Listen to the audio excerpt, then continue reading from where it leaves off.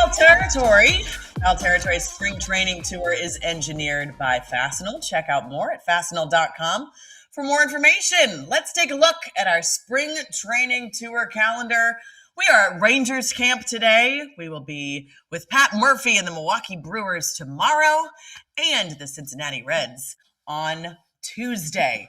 It's been a great day at Rangers camp so far. You see the guys out on the field. AJ Pierzynski is there. And as we know, the Rangers, after a 500-year missing the playoffs, this is a team that's kind of searching for its championship identity again. The pitching staff looking elite. The lineup, they've got some new pieces. We've got Whit Merrifield with us as well. AJ, guys, how you doing? Well, Here in the sun. Yeah. The sun is out in Surprise. The sun came out today. And so if you guys see me take off my sweatshirt, it will be because I am in a sauna sitting here at Surprise. But other than that, it's a beautiful day. I'm running down a dream in the background, and USA kicked the ass in the hockey gold medal game. So in both men's and women's. So we are now a hockey nation. Whit's got his USA golden, gear baby. on. Feeling golden. Feeling golden. Feeling like the Indiana Hoosiers. Isn't that right, AJ? And what? Who are the Hoosiers? We're going to have a lot more Hoosiers references throughout the show, so brace yourself, everybody. Speaking, though, of Team USA, wow, guys, you want to talk about a move. George Springer at Blue Jays spring training wearing a USA hockey jersey in his first at-bat.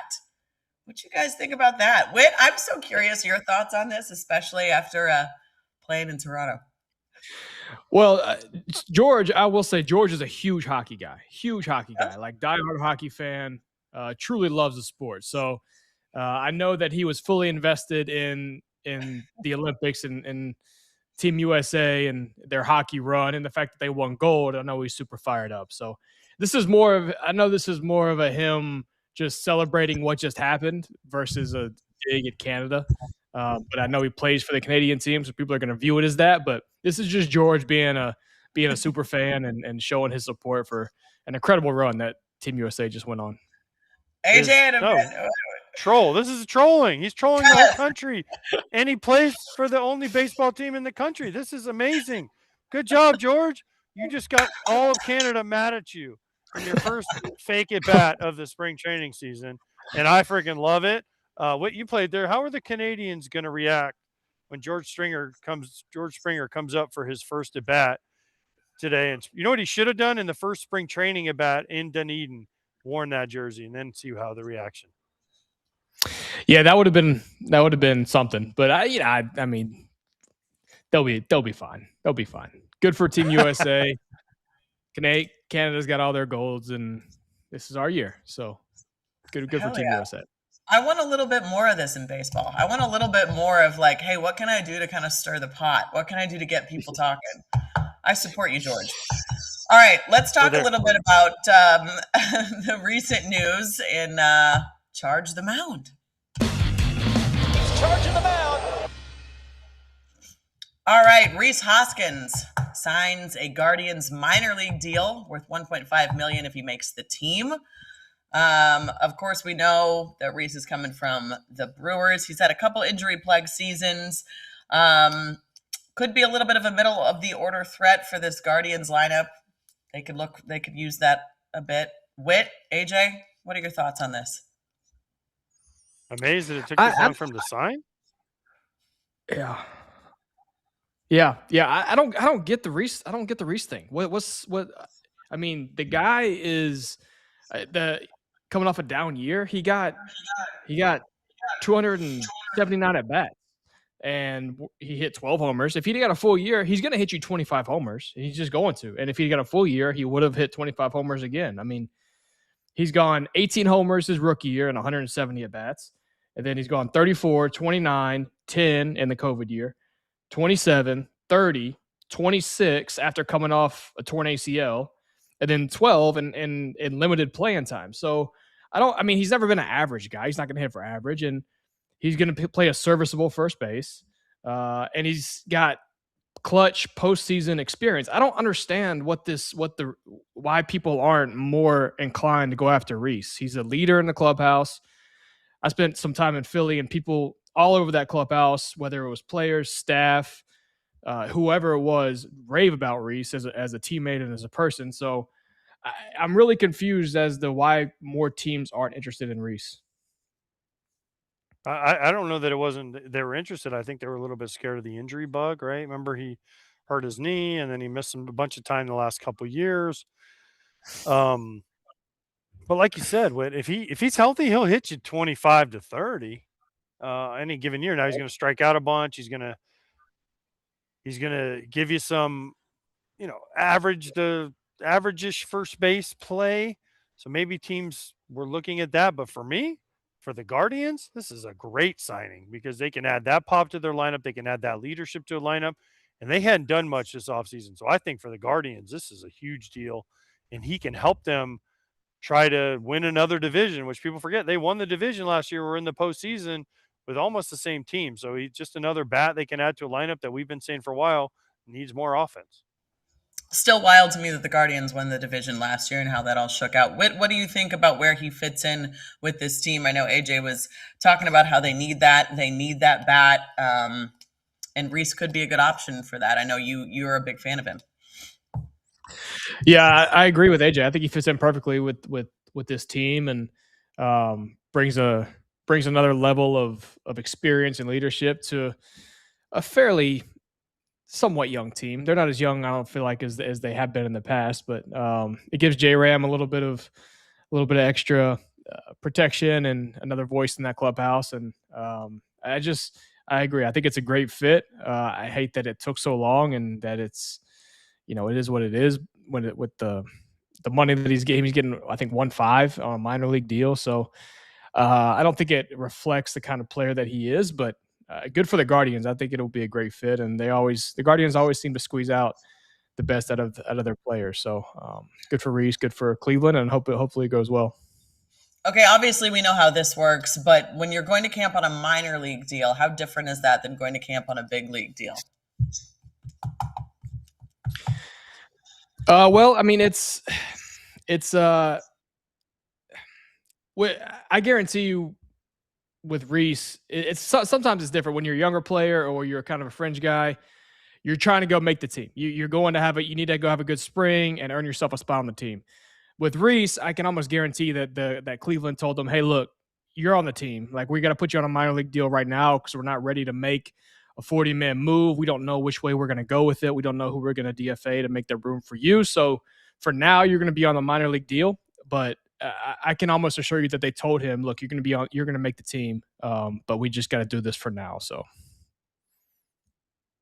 he's got to make the team. He's got to make the team. They probably didn't have a roster spot open, Tricia. So it's a little bit different. He's not coming in with guaranteed money. He's got to make the team, but I have a pretty good feeling he'll probably make the team. I don't know why the Guardians would do this unless he was going to make the team. Yes, he's on a minor league deal, but usually somebody gets hurt in spring training, or there's somebody that doesn't perform up that might be out of options, and then they can just DFA him and clear a spot on the roster. So I don't know why they would do it unless he was going to make the team. Yeah, absolutely. I mean, obviously a good fit, and you could see him at the major league level this year with the Guardians. All right, as we mentioned, we are at Rangers camp today, and we caught up with Rangers manager Skip Schumacher.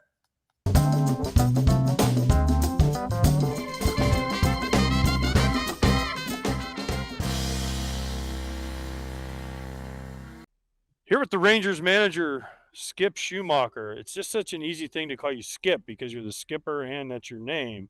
When your parents named you, did they know that this was going to be your profession? So they figured they just make it easy on everyone? Actually, no. My dad didn't love the name, I think, initially. And so there was a few Jareds on my T-ball team, and I could do a lot of things athletically, but I couldn't skip. And he thought it'd be funny if that happened, if you nickname me it. And here I am. So my mom calls me Jared still. Ooh. But do any of your players call you Jared? Do any of your players know that's your name? I bet you half of them have no idea. Any idea? So here we are. So we're going to start calling you Jared. I just like Jared. But then I'll still call you Skip. So it won't make any sense. What's the transition been like? You were obviously a manager, and then you went kind of into a front office role. What was the transition like back to the field? Good. I mean, I was very fortunate to have, the CY gave me the opportunity to kind of learn the organization. Got to watch Bruce Bochy do his, obviously a Hall of Fame manager, go about his work. Got to learn from him. But they were very like welcoming as far as the front office into the major league clubhouse, the minor league clubhouses. And I got to take a break and kind of, look back and see what I could do better. The first time around, and I feel like you're always better your second time around in anything. And so hopefully we'll see what happens here, but I'm very grateful for this opportunity. Skip, give us the feel coming into camp. I mean, you got a team coming off a World Series not too long ago, and then kind of a down year last year. A big voice in Marcus Semien gets traded away, but there's still a lot of really big time talent on the team. And how's the feel of the group coming into 2026? Clubhouse is awesome right now. It's still early. We have 10 days into You haven't lost any games yet. Haven't lost anything. It's been a lot of fun. I think everybody has their hopes high still of not only what the season could be, but as far as a team aspect, but their individual seasons. There's a lot of motivated guys in there. Obviously it was a tough year last year, and we didn't get into the playoffs. And I think that there was a lot of expectations to get into the playoffs and make a deep run at it. So with Jake Berger and JJ and Jock Peterson, and a lot of guys are ready to get this season going and try to prove what happened last year wrong. And motivation is a dangerous quality to have in an off season, because as a manager, you're trying to always find that motivation. And when they already have it, it's kind of nice entering a spring training because they're ready to go.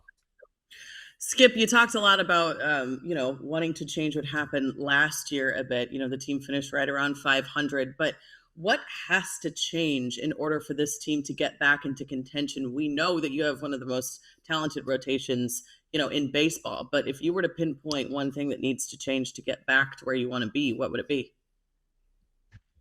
Well, I think our offense has to get going, and I think we have the type of lineup for a really good offense to happen during the season, during at least 162. We had some guys that were hurt or injured throughout the season that just couldn't get back on track. And I think that was probably the biggest, outlier last year. And I think we're hoping just to get these guys back on track to their career norms. And I think there will be a lot different outcome. But, staying healthy, obviously, with the pitching staff, Evo and DeGrom at the top, Mackenzie Gore, what a great addition he is. I had him a little bit in the San Diego days, early on, and just a perfect fit here. Great kid, hard worker, and can only get better, being around DeGrom and Evo. And then obviously Leiter had a phenomenal year last year, seeing what his sophomore season is going to look like. But if our pitching and defense is what it was or similar to what it was last year, I still believe in pitching and defense. But if our offense clicks like we know it can, we should be right where we want to be. Well, how do you make the offense click? Because the narrative it's been 2 years now, can't hit the four-seam fastball, right? I mean, it's been the thing, which is usually if you don't hit that, you usually struggle offensively. So when you went up to the front office and you got to know everything that was going on, how do you bring that back down and say, man, guys, we can hit the four-seam fastball? What adjustments do you make? Yeah, I think you find different ways to win. And I think we're hoping for the 3-run home run a lot. We kind of got exposed a little bit. And I think having Brandon here maybe at the top of the lineup, hopefully at the top of the lineup, will provide that on base. I know he's slugged a lot the last couple of years, but when he's been in that leadoff spot, he's been kind of an on base machine. And I think he's been really good for our young guys, talking about, kind of the approach and not just slug, but like real approach with Evan Carter and with Wyatt. Obviously, Corey's your aircraft carrier. I've heard that, saying before, but he is a real aircraft carrier. If we can keep him healthy for, 150 plus, will also, I think, be really good. But, we have some ideas in that cage. I think every hitting coach has an idea of, looking back on it, reflecting and trying to, see what they can do better from what happened last year. with JV and Syntrone here. We got him from Houston. We were hoping to get back on track with hitting the fastball, especially at the top of the zone. And I think we're working hard to get there. I asked Cinchon if he felt like a traitor, by the way. I was like, you've been in Houston basically your whole coaching career. Now you switch sides in the rivalry. Do you feel like a traitor? And he just kind of laughed at me. So I don't know if that was a yes or a no. He's a beauty. We're lucky to have him. Skip, so walk me through what it's going to be like managing this team versus managing in Miami. You got kind of a different dynamic with Miami. You got a lot of young players coming up, and here you got a lot of older guys that have done it and have been through it all. Is there a way that you're going to go about it differently, or is it just you're going to manage how you manage? At the end of the day, it's about relationships, and I'm trying to build them as quick as I can, as organic as I can, and not force them. As you've been in a clubhouse with different clubhouses, it's all about the culture that is in that clubhouse that can change at the direction of a club, either good or bad. And so I'm trying to do the best I can with some of our staff that was here last year, and then some new guys that we brought in to create a fun work environment. And it's all about people. If we can get them on board and get our best players, to be leaders, which I know they are, we can move this thing in the right direction pretty quick. But as far as changing, man, I love being in a big league clubhouse. Grateful to be here. Grateful to lead that group of those group of players inside that clubhouse. And so the change isn't much different. I think it's just trying to build these relationships as quick as I can. Skip, you mentioned watching Boch a lot and what he did with this group last year. Obviously, we all know that you're following a future Hall of Famer, but how do you balance that by watching what he did with the previous culture and then also kind of making this team your own? Yeah, obviously this group had Boch for 3 years, won with Boch, won a World Series. A lot of these guys won with Boch here. And again, I mean, is there a better guy to learn from than Bruce Bochy? So I try to do whatever I could to take bits and pieces from him and try to make it your own, because you want to be authentic. It's a copycat league to an extent in certain drills and that type of thing. But what Boch was really good at was relationships. He was good at the in-game stuff, maybe the best ever, as far as, managing a bullpen and that type of thing. And, talking to him post-game and wondering, how his mind worked and what he did with analytics, but also trusting his gut and going a different way sometimes when it worked and why he did what he did.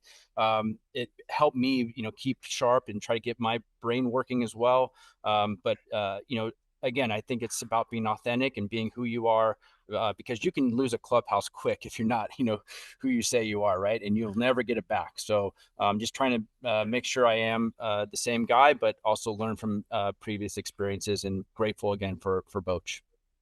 Skip, if I could make a suggestion on a nice Boch tribute that I think you should do game one, is just to grab one of his old hats and wear it in the dugout for game one. It would go down to my neck. Yeah. Yeah, it would cover the whole. You'd have to take Globe Life's roof and open it so you could get it on your head. So, position battles in camp. Second base, probably fifth starter-ish. Yeah. Are the main two that you guys are probably looking at right now? Definitely. I think, Smitty's been great at second base so far. Last year he had a really good first half. His second half, stumbled a little bit. And I think, just talking with him, just getting back to being a baseball player, chase winning, don't chase anything else. And I think when he does that, he's a really good baseball player, because he's a really good fit in the clubhouse. He can play all over the infield, but I think if you put him at one spot, you might see those numbers really trend the right direction. But yeah, there's a couple guys, you got Duran and Freeman, guys that are battling it out over there. Freeman just got hurt, with a back injury. So we still have a couple guys battling there. The fifth spot in the rotation is going to it'd be fun to watch in spring training. You have Latz and Rocker and Gomber and Quantrill, who just, Cal was pretty upset about the loss in there with, Canada. So he's, what they say, suck it, Canada. Well, you said it, not. No, I heard they were all saying it in there. They were yelling at Quantrill and your pitching coach. Yes, Teagues is pretty upset. He ripped that Canada jersey right off. Did he? Quick, yeah. We've taken hockey from what else? What else is left? So the fifth starter, that will be a battle, and will also really affect how the bullpen. But your 1, 2, 3, 4 is obviously DeGrom, Evaldi, Gore, Leiter. Yes, Would be the 4 that are penciled in. Okay, sure. And that's a pretty good way to start. It's a great way.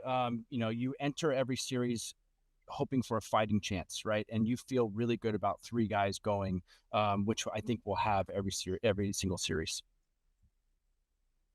Skip, wanted to ask about Mackenzie Gore. You mentioned him, a big addition for you guys this offseason. How do you see him fitting in, and what have you seen from him so far in spring training? Mackenzie's a pro. It's the best way I can explain it. Every drill he has or he does is with intent, whether it's the bullpen, the weight room, the training room, and he's sitting right next to DeGrom and Evo inside that clubhouse, which goes a long way. As you know, the clubhouse, the way it works, it's, you can have really good coaches around, but when you have superstar potential Hall of Fame players sitting right next to you, kind of in your same department, that goes a long way. I saw it firsthand, when I was growing up in the Cardinal system with, Wainwright and Carpenter, and kind of, how that went. And I can see it happening right now with, how they're putting their arm. Well, they did that last year with Leiter and Latsy, and hopefully, Rocker this year. And then obviously with Mackenzie, I think is only going to go in the right direction. But Mackenzie, I had him a little bit in San Diego. He's a freak athlete. Obviously the left-handed starter that we really needed in the rotation. But I have no idea what it's going to be like, but I'm assuming it's going to be really good because he is learning from some of the best in the game. Skip, I want to ask you about an old college teammate of mine, Jordan Montgomery, who's not too far off from being absolutely nails with Texas. A couple things happened in Arizona that kind of, maybe set him back, but I don't feel like he's too far away from being the Monty that he was, but when he was in Texas, and now he's back at a familiar spot. What's the plan for Monty? Yeah, I agree with you. We're really lucky to have him kind of a late sign in spring training, or in the offseason, I should say. I had Monty when I was the bench coach in St. Louis, and he was absolutely dominant for us. And then we traded him to Texas, and they won a World Series with him. So that wasn't real surprising just because of, who he is. Strike thrower, ground ball pitcher. He's got some edge to him, and I think he's excited that he's back here, a familiar place, after a pretty tough injury-riddled last couple of years. But he should be back in June, July, that type of one of those months, and he's fired up, really good shape, and can't wait to get out there. So yeah, we're lucky to have them. It's all about depth. You need depth, starting pitching depth, and so he's not far away. He's skinny, by the way. He looks good, doesn't he? Yeah, I saw him. He's skinny. Yeah. Before I let you go, you have a son that's a senior in high school. We've talked about it. He's committed to TCU to play baseball. How do you deal with missing your family's games? Like, I'm lucky, my son's in college, so I can watch him on, the apps and stuff. But your son's in high school. Do they set up a special camera?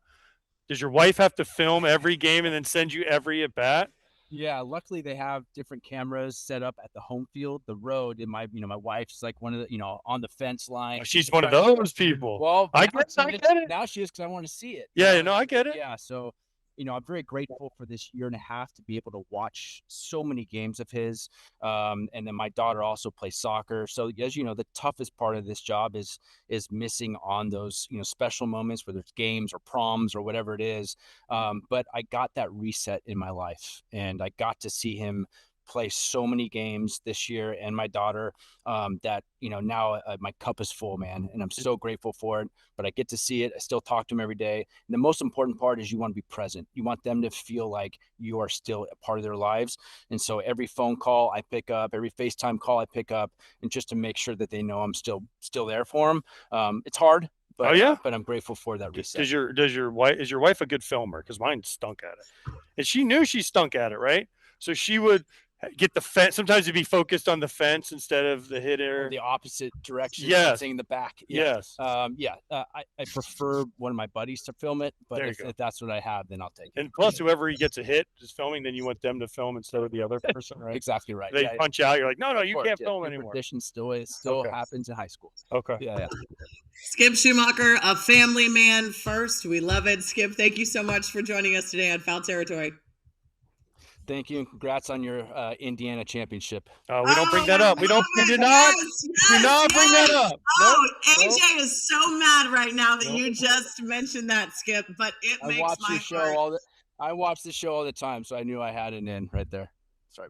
Were you? Wait, hold on. Were you cheering for IU in the Natty? He has to go. He has to go, Tricia. No, he doesn't. Was he cheering for IU in the Natty?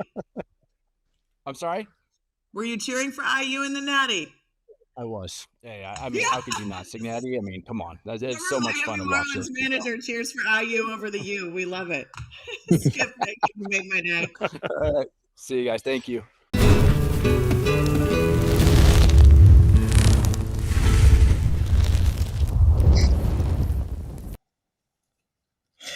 All right, that was by far the best part of the show. Skip Schumacher cheering for the Hoosiers over the U. We love to hear it. All right, so yep. Didn't ask for your comment yet, AJ. Good news for the Twins.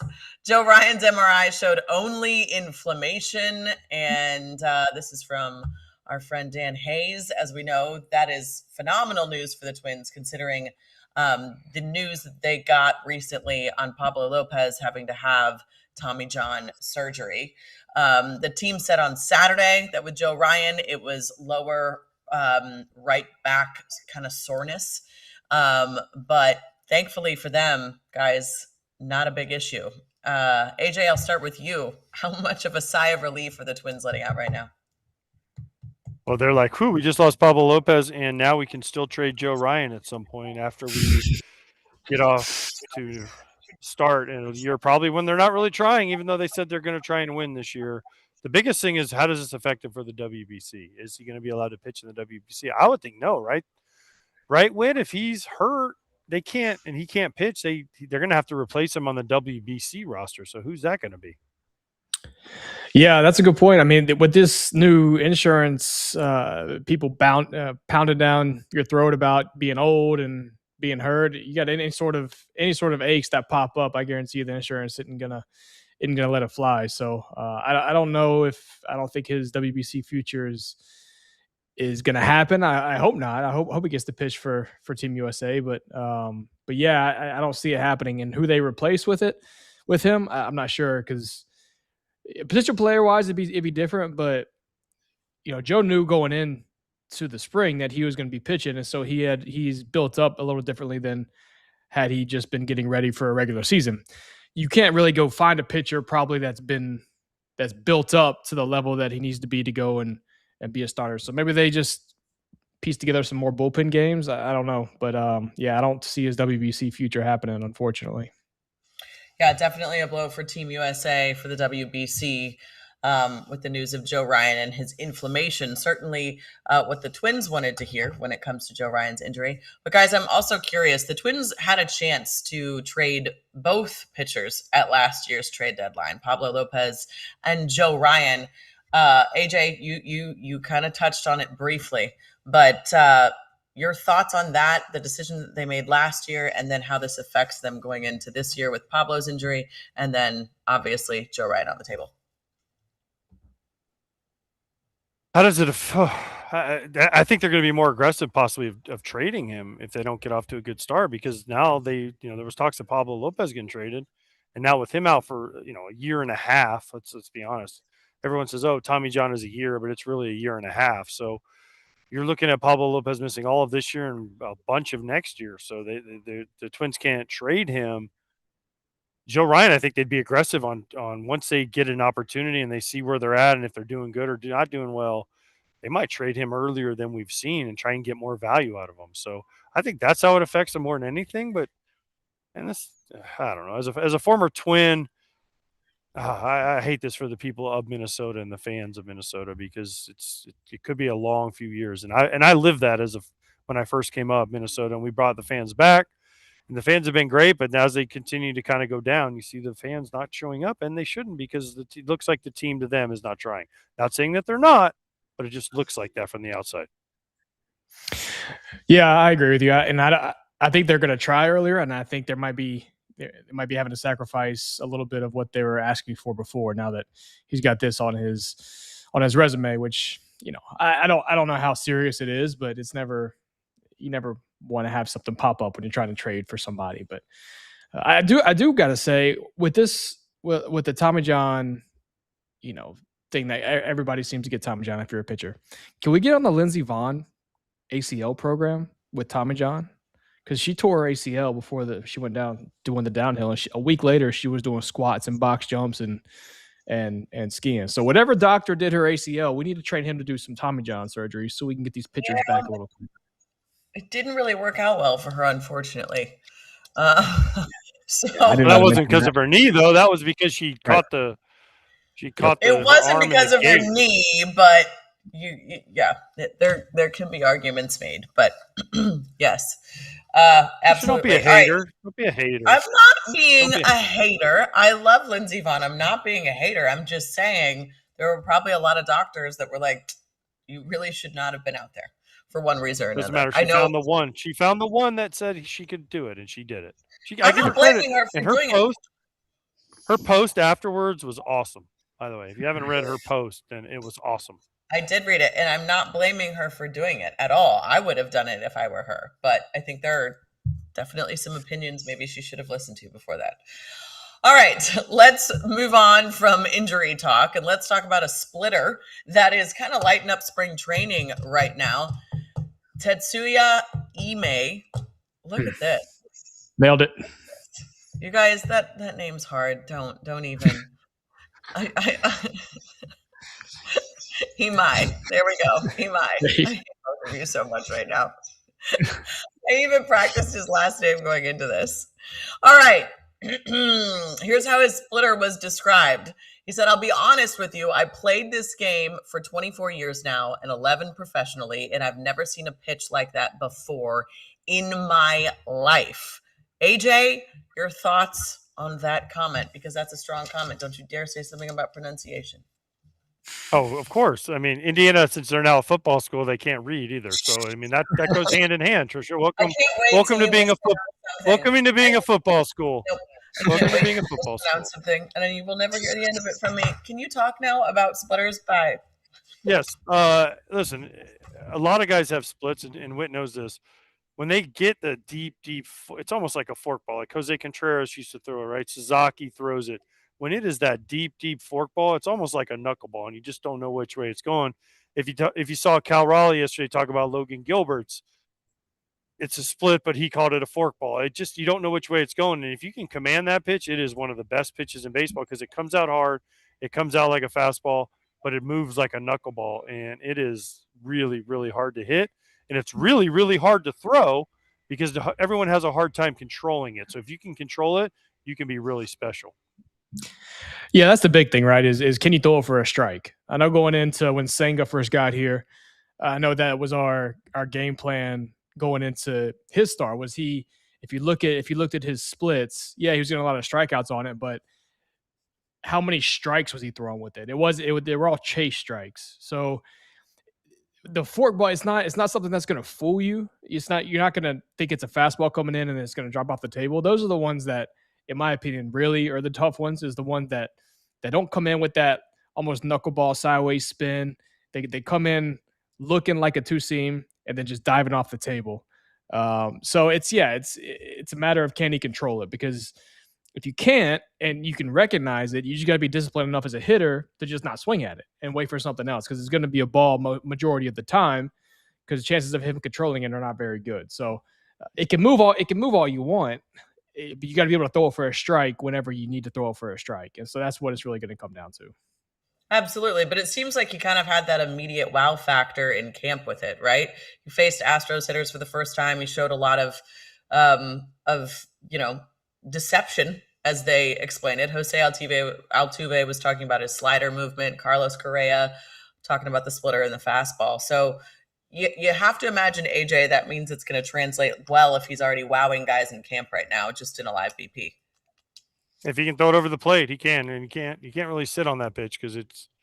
I remember the one pitch that gave me more trouble than anything, and I don't know if Whit agrees, is a split, especially a hard split, because you can't sit on it. It looks so much like a fastball.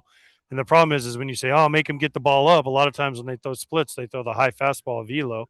So then they throw the high fastball velo, and then you say, oh, I got to get him down, and they throw the split off of it. Roger Clemens, right? The high fastball and then the split off of it. Or if they have good angle, like a guy like Clemens had, they throw it right at your knees with a fastball, and you're saying, oh, I got to get the ball up. And then he just paint that fastball down, and then they throw the split right off of it, and you just look like a fool. Tim Hudson was another great example of it. Yeah, that's the one. Is the one that looks like the heater. And for whatever reason, I always had a lot of success with the split for, again, whatever reason. I never hit the changeup very good. If it looked like a heater coming in and you pulled the string on it, I was never very good at it. But for a split, majority of them I could recognize, and if I could see the spin difference, then I had a chance. So I was always kind of partial to it. If a guy had a split, yeah, get me in there. But these ones coming in now, especially from the Japanese pitchers, are, like you said earlier, they're not splits. They're more of big fork balls, and I think that's, as you said, with Logan Gilbert throwing it too. I think that's becoming a little bit more of the trend than the hard Roger Clemens type split. Okay, so let's take a look at this yesterday when they were lining up for the anthems. This is from our good friend Chandler Rome. He said attendance, obviously, at Grapefruit League games, very optional for veteran players who aren't in that day's lineup. We all knew that. However, Imai was on the first baseline for the national anthem prior to the game against the Nationals, and it was his first Major League Baseball game. What do you guys think of that, AJ? It's awesome. I was just gonna say he must not have had a tea time set up, so he wanted to watch a little bit of baseball. No, but I think it's great. I mean, a new guy probably sticking around to see his pitchers throw and trying to get acclimated to the team, and that's a good time when you're in the dugout to talk to guys, hang out with guys that you don't really get to see throughout the day, maybe. And good for him for sticking around in the dugout and getting to talk to some of his teammates. Maybe he just really likes the USA, and also maybe he was rooting for USA in hockey today. We don't know. Maybe he's rooting for the USA in the WBC. How do we know? Maybe he just really likes the USA. It's a very patriotic 24 hours, Tricia. So it has been a very patriotic 24 hours. I just know in my 6 years of covering spring training, if a guy didn't have to be out there for the national anthem during a Grapefruit League game or whatever it was, they were certainly not there. So that's a different thing to see, I guess. All right, let's move on to Seiya Suzuki on his future as he enters the last year of his contract. This is from our friend Jesse Rogers. He said, I'm not sure about the last year of his contract. He said, it depends on my performance. He said, if I perform well, I want to stay. I feel like I still haven't put up the numbers that people are expecting me to. It comes down to how I perform. So that's a pretty generic statement, right? I think it's fair for him to say that, he hasn't put up the numbers that people are expecting him to. But guys, what do you think about that and just his mentality entering the last year of his contract and maybe him saying that, he's not entirely happy with his numbers either? Is anybody ever? Is anybody ever entirely happy with their numbers? No matter how, unless you're maybe Aaron Judge or Shohei Ohtani or someone like that. Is anyone ever totally happy? There's always things you think you can get better at. Seiya Suzuki's been a good player for the Cubs. He's helped them win a lot of games. And listen, it's his last year of his contract. It's smart. It's good negotiating ploy by him. He wants to stay there. So how do you get out in front of this? But yeah, listen, cool, Seiya, cool. Yeah, I liked it. I like the comment. I haven't played to where I feel like my game can be, and if I play well, then I'd love to stay here. And I think he's set himself up for having a good first half and saying, all right, let's go. Let's get something worked out before I hit free agency, because I'm going to have teams calling me. So I think he's a good player. I think he's got a great, powerful right-handed swing. And that's you got to do it. You got to put the numbers together. All right, let's talk a little bit about Ketel Marte. He says he's been working on his defense, and he said, quote, I need a Gold Glove. We've obviously heard a lot of guys say, things like that. But when you hear him say that he's working on his defense and that's kind of one of his goals right now, I mean, you would assume that's a goal for a lot of guys, but it seems like he's putting a big emphasis on that. AJ, what you think?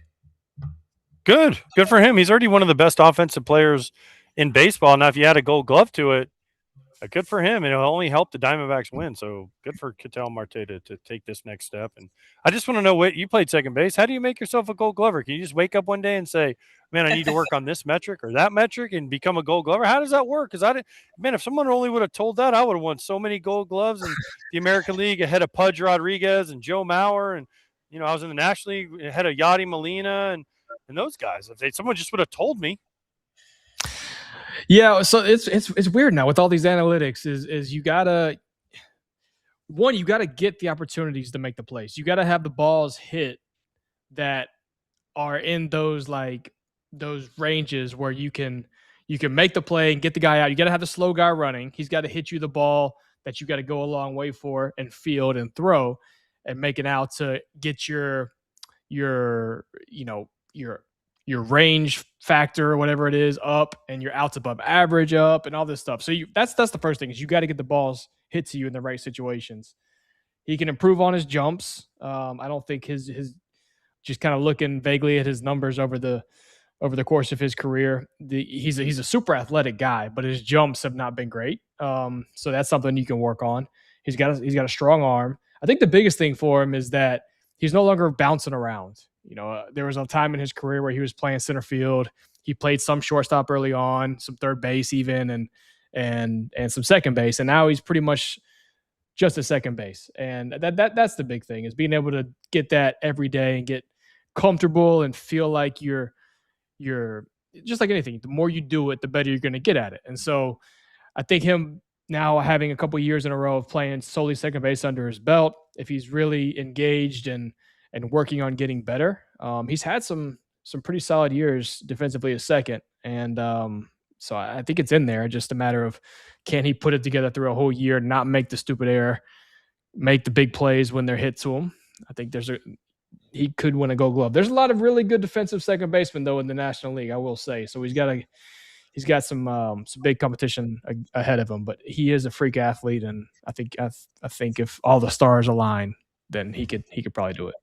Well, and he talked about how he's been working with Nolan Arenado and how he said he's going to help him win a Gold Glove. AJ, can you think of anybody better for him to work with than Nolan, who's won 10 Gold Glove awards, an 8-time All-Star? I mean, that's just a cheat sheet right next to him every day in the clubhouse, right? For sure. It's a different position, different side of the field, but Nolan knows what he's doing. The problem is Nico Horner for the Cubs is pretty good. He's pretty entrenched there with the Gold Glove, so I don't know how he's going to jump him, but again, Nolan can help him. Nolan can show him. Nolan knows how to do it. But I don't know if Nolan's ever played second base, so I don't know. But I think Ketel can do it. He's athletic enough, and he just stays healthy, especially his lower half. Health-wise, I think Ketel could definitely do this and become even better if that's possible of a player. Yeah, that's the thing is you got Nico, you got Bryce Terang with Milwaukee, you got Bryson Stott with Philly.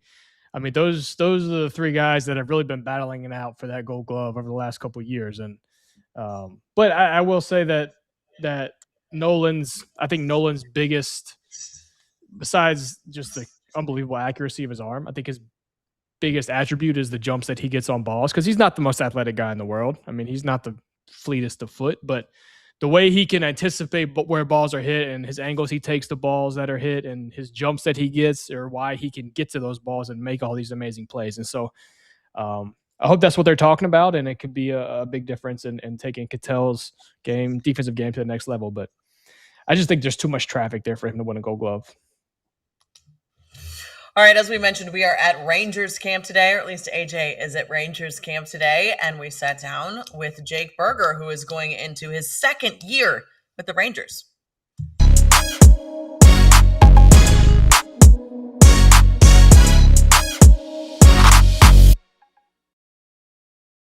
Here with Jake Berger, ex-White Sox great, ex-White Sox first rounder, and first. Did you play first for the White Sox?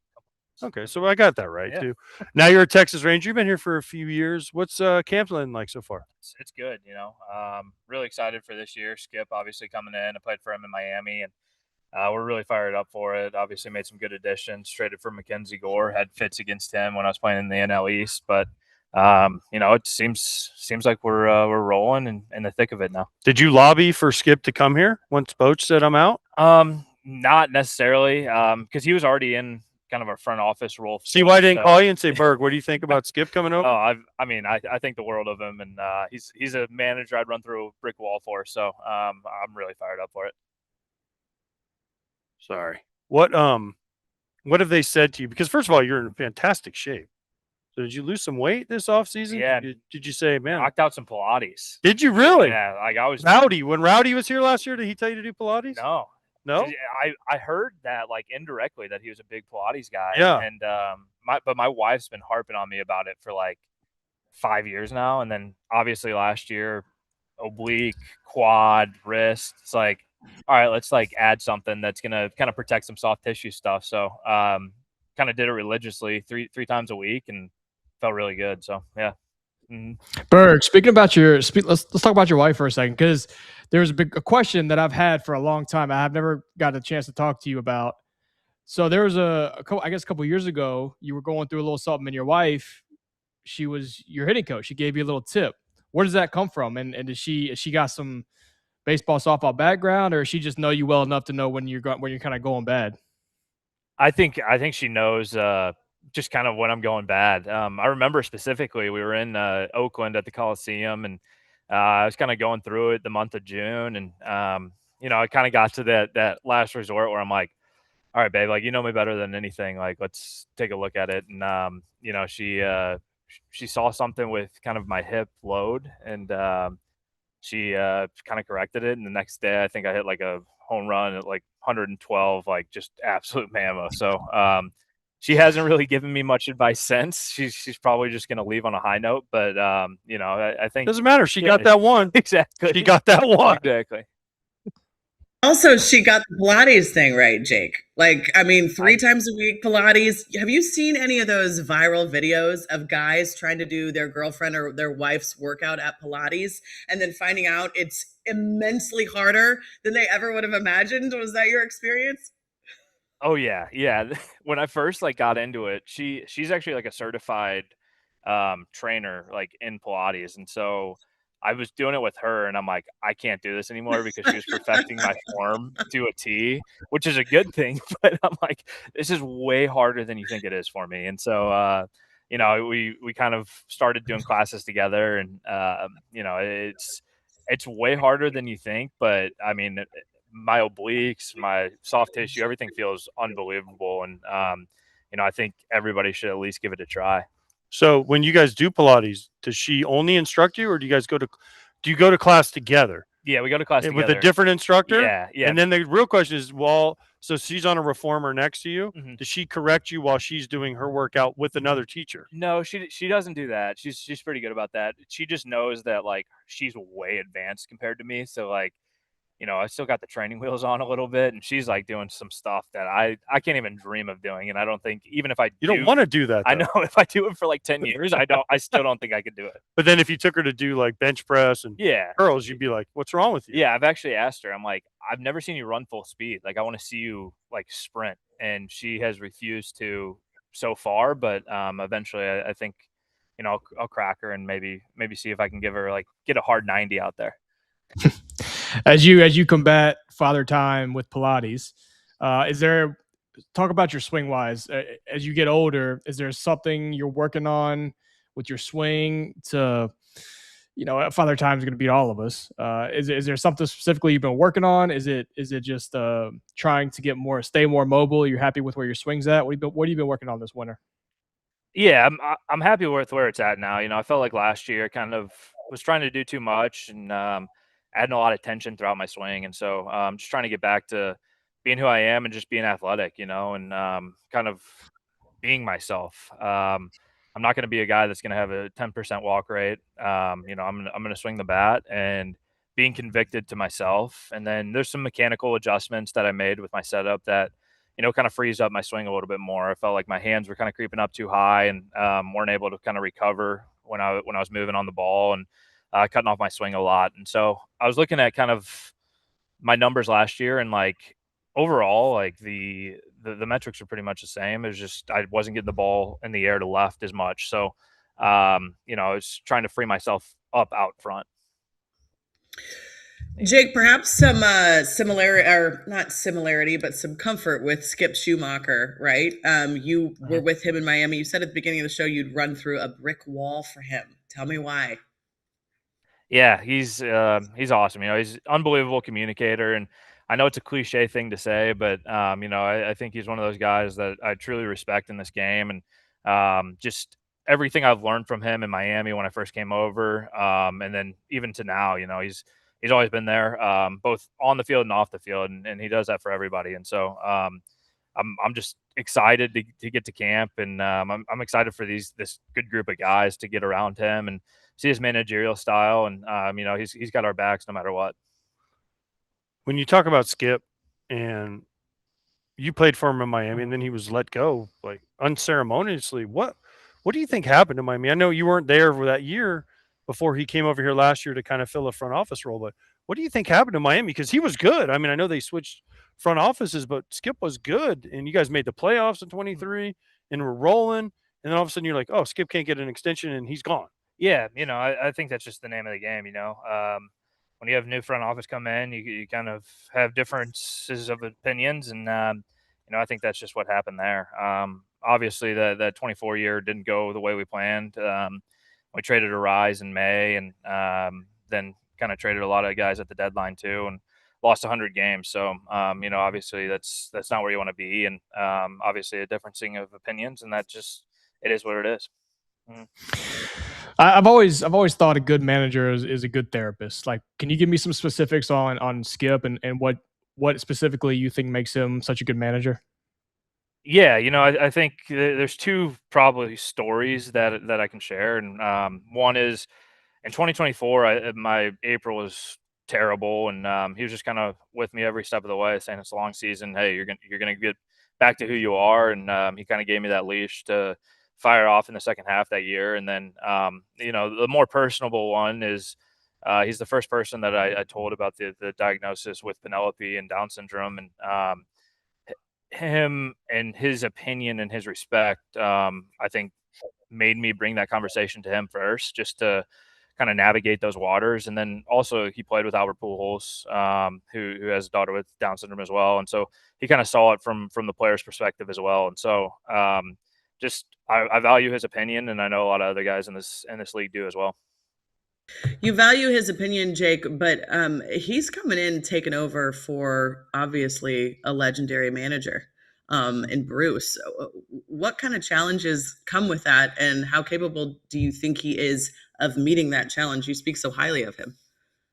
Yeah, I think Boch is incredible, and I'm so grateful to have played under him and learned from him and just all of his wisdom throughout this game. And I think he's different than Boch in a sense of has more energy, and I think he'll sprint and get in an umpire's face every now and then. Can't do that anymore, by the way. Yeah, can't yell about anything. Yeah. But I think the good managers are always made up of the same mold, and I think Skip obviously played for Tony La Russa and kind of was shaped up by Tony La Russa. And I think I played for Tony, I played for Boch, I played for Skip, so a full managerial chain there that I played for. And I think they're all made up of the same mold, and that's they're competitors first, and they care about each one of their players. And it's us versus them every single night. There's no any other BS out there. It's hey, we're going out there to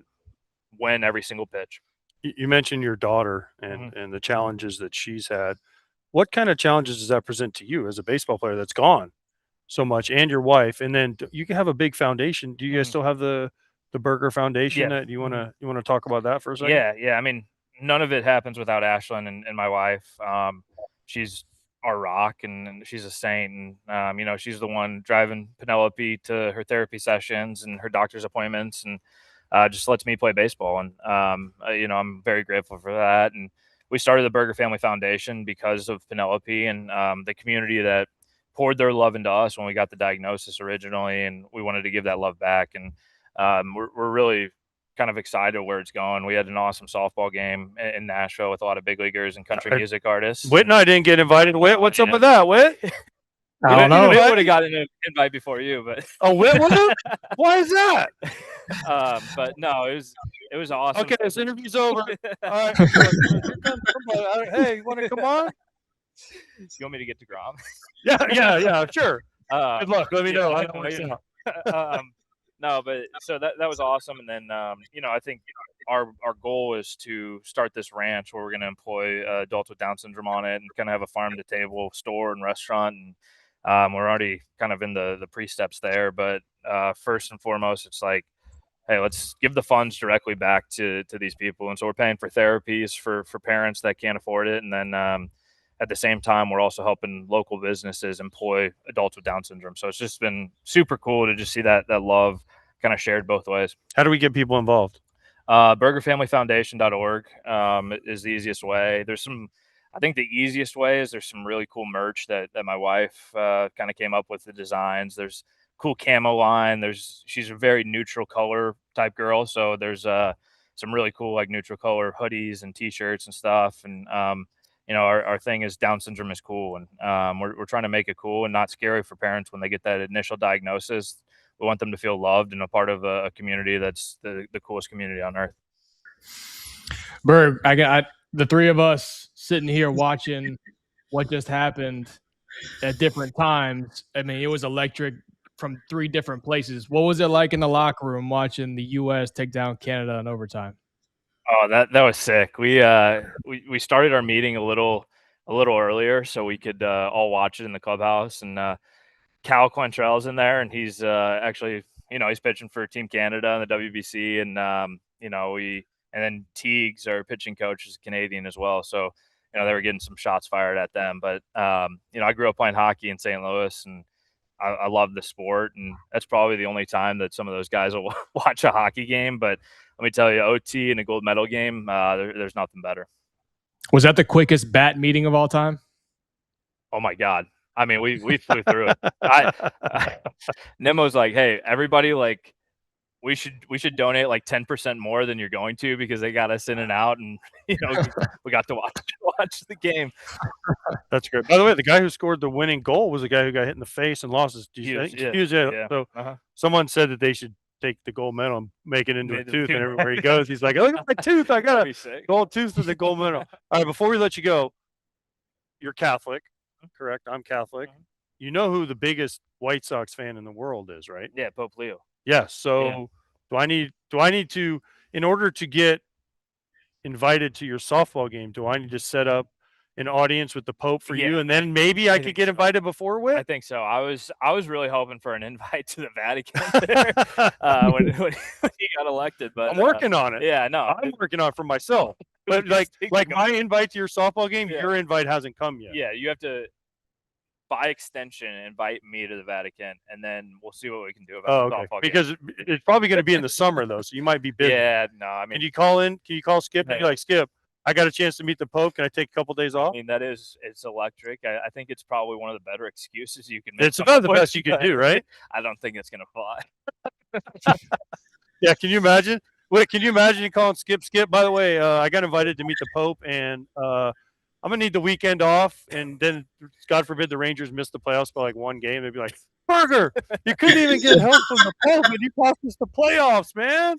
What happened? If Dennis Rodman can go to Vegas for 3 days, you can go to the Vatican for 3 days.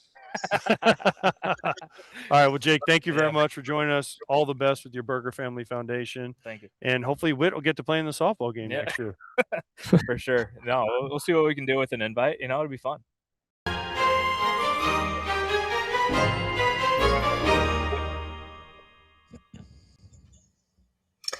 Always a good time with Jake Burger, guys. He is just, honestly, I just want to say this before we get to our next segment. He's one of my favorite interviews in the entire league. Like when I do the Apple TV games and I sit down with him before the game, he's just so kind and giving him his time. And he's always so funny and just genuine. Wouldn't you agree, AJ?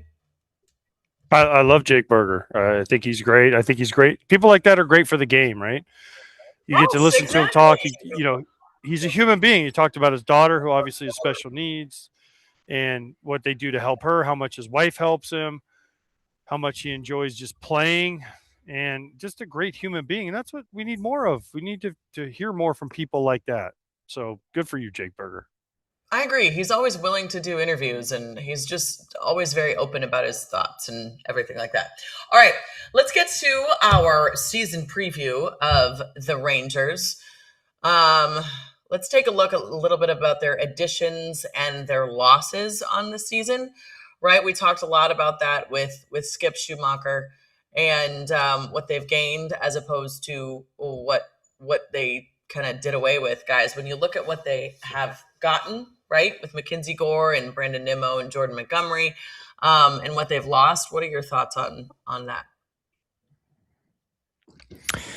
Well, I think the Mackenzie Gore acquisition is huge. I mean, he, in my opinion, while he isn't quite as polished as Skubal, I think he has the second best stuff of any left-hander in the league, at least that I've faced. I think it's Skubal 1 and him 2. Obviously, Skubal has figured out how to put it all together for an entire season, and he's just taken off, and he's light years away from anybody besides maybe a Paul Skeens. But Mackenzie has that raw ability in the tank. His stuff is unbelievable, and to put that into a rotation with DeGrom and Evaldi, I mean, that's huge, and so hopefully he can find it in Texas, and that's about as good a 1-2-3 as you can find. Yeah, but the bullpen obviously is a little bit of worrisome. Just because you got to figure it out. Skip's going to have to figure that kind of out. I know they brought in some new guys here to try to help that out, but it's a little bit. It's kind of been their Achilles heel. And then can they hit enough? I mean, I know they traded Simeon for Nimmo. They need Langford to finally take that next step a couple years in. Seager needs to stay healthy. Can Higashioka and Casey Jansen or Danny Jansen, fill the catching role void left by Jonah Heim, who wasn't great the last couple of years. Adolis Garcia isn't here anymore. So do they have enough offense? That's kind of been the thing with the Rangers. Last year, if you look, they actually pitched really well. They just couldn't score any runs. So can they figure out the offense? Can Skip Schumacher, Alex Cintron, some of their new hitting guys figure out this offense and help them score enough runs? Because in Globe Life is a pitching park, but you also have to be able to score more than the other team. And if you don't do that, it's going to be trouble. Yeah, absolutely. AJ, you mentioned the offense. We talked a lot about the offense with Skip Schumacher earlier. But when you look at that projected starting lineup, we talked about Brandon Nimmo stepping into that leadoff role. And you look at these guys and you think, okay, there's a lot of talent there. But that was their weakest link last year was their offense. What do you think of this starting lineup? Well, it's just about. Oh, go ahead, AJ. Oh, sorry. I think it has potential, but you need Jock Peterson. He had a terrible year last year, right? Got off to a terrible start. Nimmo at the top is nice. Wyatt Langford, again, needs to take the next step. Corey Seager needs to be healthy. Josh Young needs to be healthy, right? There's some question marks here. Josh Smith has been an all-star. Can he do it on an everyday basis, only playing second base like Skip Schumacher talked about? I think this offense has potential. But again, they got to prove it, and they got to figure out how to hit the four-seam fastball. That has been a thing for 2 years with this Texas Ranger team. Why can't they hit the four-seam fastball? That's the one pitch everybody is supposed to be able to hit. I will say, who can hit the four-seam fastball is the guy they got behind the plate, the four-eyed grindy Danny Jansen that they got back there. That boy can hit a fastball. So hopefully that'll rub off on the rest of the lineup. But you're right. It's a lineup full of what ifs. A lot of good players, but can they stay healthy? Can they repeat what they've done in the past? Can Josh Smith continue to be a good player? And can Young come back and be this first round, third base savior that they're hoping for? He's shown flashes of it, but he's still fairly early in his career, but he's had some injury. But can he do that? Can he make that jump to become a superstar like they're hoping he can? Can Seager stay on the field? When Seager's on the field, he's the best left-handed hitter maybe in the game when he's hot. I mean, you got Ohtani and Bryce and some of these guys, but when Corey Seager is hot, you saw it in the postseason a couple years ago. There's nobody that you want to face less than Corey Seager when he's hot. So can he stay on the field? Can he do that? Can Nimmo be a good spark plug at the top of the lineup for this team? Can Jock Peterson do something? He was just awful to start the year, and that's hard to come back from. It's hard to dig yourself out of that hole when you get off to a start like that. So there's just a lot of what ifs on this team. And if those what ifs turn to a positive, it could be a really good team because, like you said, their pitching is pretty nails. Their bullpen is to be determined, but can they score some runs and give these big time starters a little bit of cushion? Because if they can, I mean, watch out. Also, Whit, I mean, they're in a tough division. The Mariners are really good, right? The Astros are supposed to be good again. Sacramento A's are on the up, right? And then the Rangers,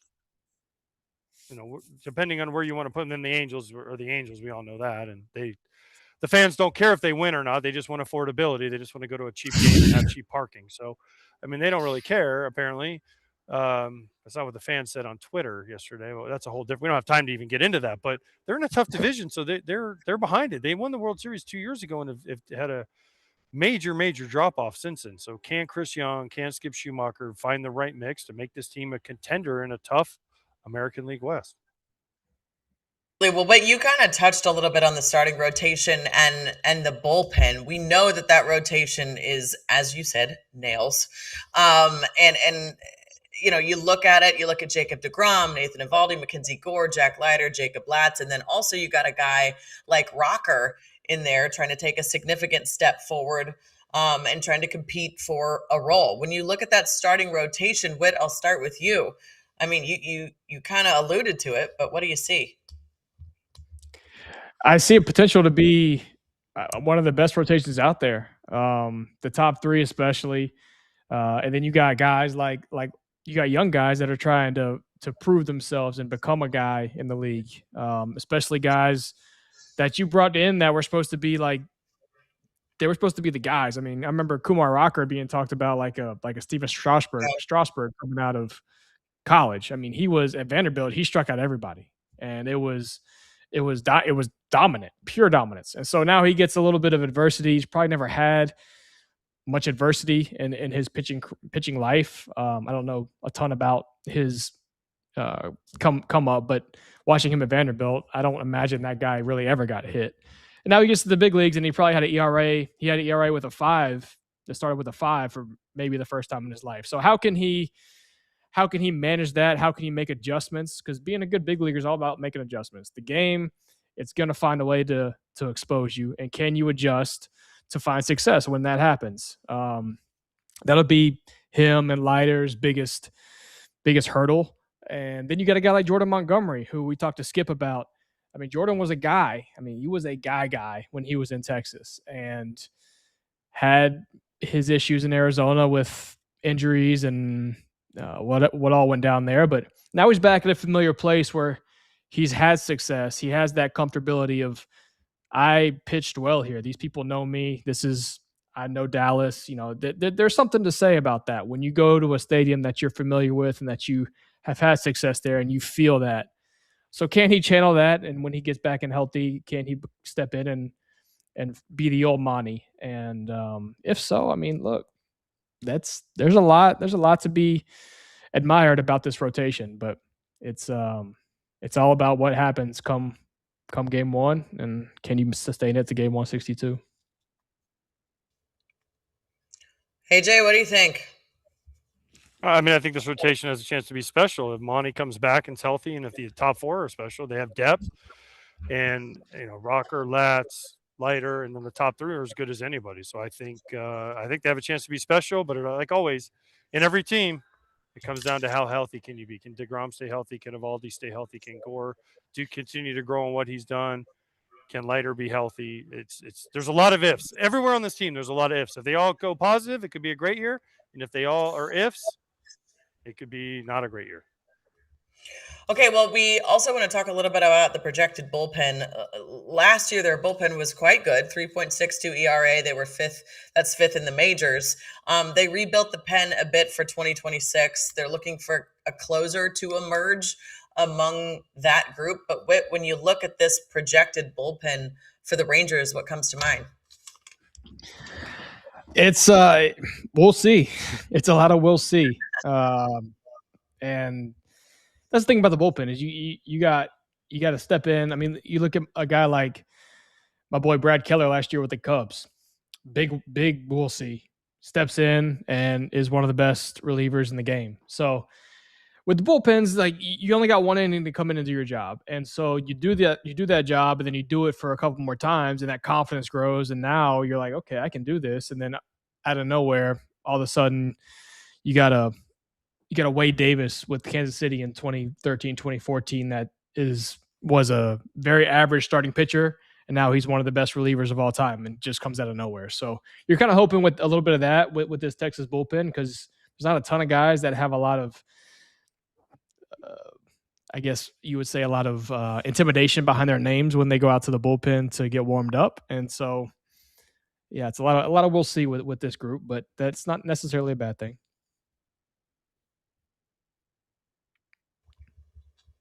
What's that about, AJ? What is that, AJ? Sweet Home Alabama. So actually, no, it's all summer long. Sorry, I can't hear that. You can't. I can hear it. You guys can't, but I can. Well, you just look like you're just going like this in silence. We were like, what is he doing? Okay. I'm not even going to ask you to comment on the bullpen, AJ, because you're in your own world. I said it. They got a lot of ifs. It's all about ifs on this team. If this guy has a career, if this guy has a career, if this guy has a career, there's just a lot of ifs. Okay. This question you cannot avoid, AJ. I'll start with you since Whit just carried you for that part of the segment. When you look at the Rangers, that's why we had him come on. Exactly.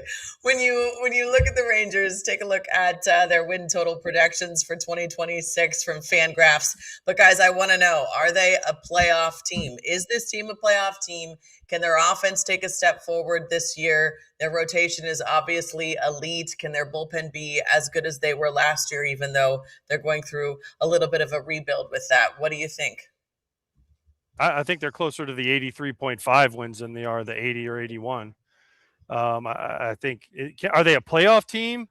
The Mariners are really good. We were there yesterday. I picked them to win the AL this year, so I think the Mariners are definitely a playoff team. And then you got Blue Jays, Yankees, Orioles, Red Sox. It's probably two of those three, if not three of those four, are in the playoffs. So there's 4, 5, and then you throw in an AL Central team, which would probably be the Tigers. So are they a playoff team? They need all those ifs to check the box to be a playoff team. But do they have a chance? Yes. But I also feel like they need a lot to go right. So I think they're going to come up just short, kind of like they did the last couple of years. Yeah, I'd agree with that. I don't foresee them. I think there's too many teams that are going to enter the wild card ahead of them, and I don't foresee them taking over Seattle. Although I will say that I think they're closer to Seattle than some people might realize. I mean, Seattle's going to pitch. I mean, they got some arms, but I mean, they lost 2 of their best bats last year, and I know they got Donovan to come in and fill that Polanco void, and I think he's a really good player. But you know, you lose out on Polanco and Eugenio. And those are 2 big shoes to fill, especially what they did in the playoffs last year. So I think that gap's a little closer than you think. And if, like we've been saying, if a lot of this stuff goes right, I think they're closer to Seattle than I think Seattle would like to admit. But standing here today, I think Texas is just out of the playoffs. I'd agree with you there, AJ. Mariners would like to admit. We like that. Well, that's the Rangers season preview, and we will be right back after this. AJ, what are you doing? Dude, I am eating the sun because we cannot figure out the tent situation.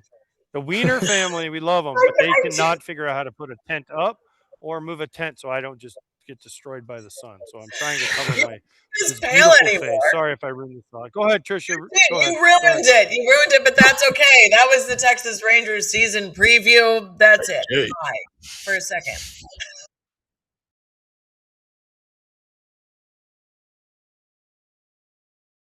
Hey, when you're keeping the lights on for thousands or even millions, reliability isn't optional. Fastenal helps power generation teams stay running with the right parts, tools, and safety gear right where the work happens. From turbine maintenance to everyday MRO needs, our local teams and on-site solutions keep your crews supplied, efficient, and safe.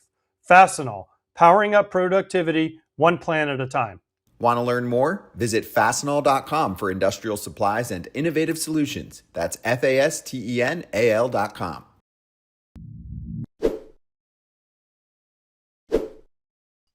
Here with Tyler Alexander and Tricia. Let's just get to it. Ex-Ray, Texas Ranger now. So let's just get the Ray love out of the way because she once covered you when you were on the Rays. You almost threw a perfect game. She was there. So let's just get it over with now. Go ahead. You guys can have your moment, and then we'll go back to putting me in. I just don't understand the hate for the Rays, AJ, that you clearly have deep in your heart. But yes, Tyler and I were with the Rays at the same time. And yes, Tyler, you almost threw a perfect game. And the guy who broke it up, you now play with him. I know. How about that? We actually went golfing the first week out here, and I didn't make the connection. I forgot, and of course he brought it up. No. We talked about it for a while. How does that come up? He apologized. He said, "Hey man, sorry." I was like, "What? Did you not know for what right away?" No, not immediately. Okay, that's amazing. Yeah, and then he goes, and then he was like, the changeup down and away. I'm like, oh my god, yeah, well, part of it. Yeah, but oh man, I mean, unfortunately I've caught a perfect game, and I've been 8 2/3 and given up a perfect game. Ooh. So I never forget it. So the fact that you forgot that kind of is mind-boggling to me a little bit. Well, yeah, I don't know. I mean, it was one of those weird days. It was like I didn't even remember it was him. I remember the pitch. I remember it being not my greatest pitch. I remember him capping it into short right field. But yeah, he brought it up almost immediately. Wow, I give him credit for apologizing immediately. But also Tricia, I guess we could have a love. He was a White Sox for a while too, so I guess I would like an apology from Danny as well. Actually, though, if you could ask for that, Tyler, I would like that apology because we all love to cover those types of things, and I was like, this is going to be the perfect, the first perfect game ever. Frickin' Danny. Yeah, but yeah, White Sox, we have that connection. Yeah, I forgot. So White Sox is stronger than Rays. We'll just say that. Oh, come on! Like, really? If you survived the White Sox, especially the last few years, like he did, then you definitely deserve like an Emmy or something. That's fair. At the time, he didn't have to survive the Rays. The Rays were good, so yeah, I'll give you that. You get it. That's true. That's true. So how's it life in Texas? Well, I mean, surprise actually, but Texas with the Rangers. Awesome. I couldn't have been more excited to sign with the Rangers. I mean, I'm a Texas guy. But it says you're born in Chicago, so yeah. But I lived there for like 3 months. Oh, okay. And then we got out. Most of my time was spent in like the DFW area. Grew up going to Rangers games. So did you know that I played for the Rangers? We also have that connection, Tricia. Yeah, I knew you played for the Rangers. Now it was a good bad year. We lost in game 163 to guess who? The Rays. Well. Yeah. So. You brought them up this time, not me. Not me. Yeah. So what's camp been like? It's been very relaxed. Yeah. Everybody seems I don't know, I guess chill is the right word, but this is now my 4th different spring training with different teams. So you go in expecting kind of the unexpected. You never really know. New staff as well. But everyone's been good. They've sort of given me my own leash, which I respect, and prepare how I guess I've gained experience on all the different spring trainings that I've been through. But they've been great. I'm in a game today. I'm excited. So it's been fun. What inning? I don't know. 3rd, 4th, 5th. No, they don't. They don't give you the. Don't they give you like the They lineup? probably have. I just haven't looked. You were too busy watching USA win, right? Yeah, absolutely. Absolutely. Tyler, when in Rangers camp right now, I think the biggest storyline obviously is Skip Schumacher coming in.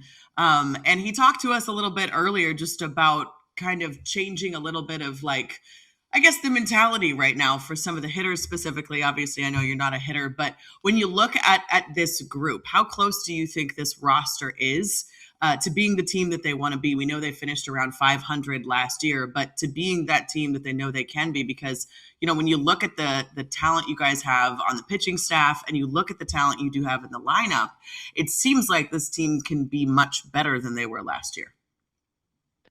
Yeah, obviously the talent is there. You know, big names, a lot of guys that have done it in the past who are still young and healthy and hungry.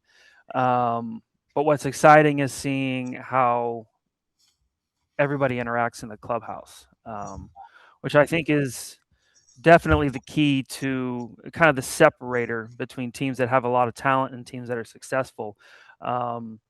Is the amount of fun that they have when they show up to the ballpark every day, and how we play for each other, as well as, you know, the city and all that.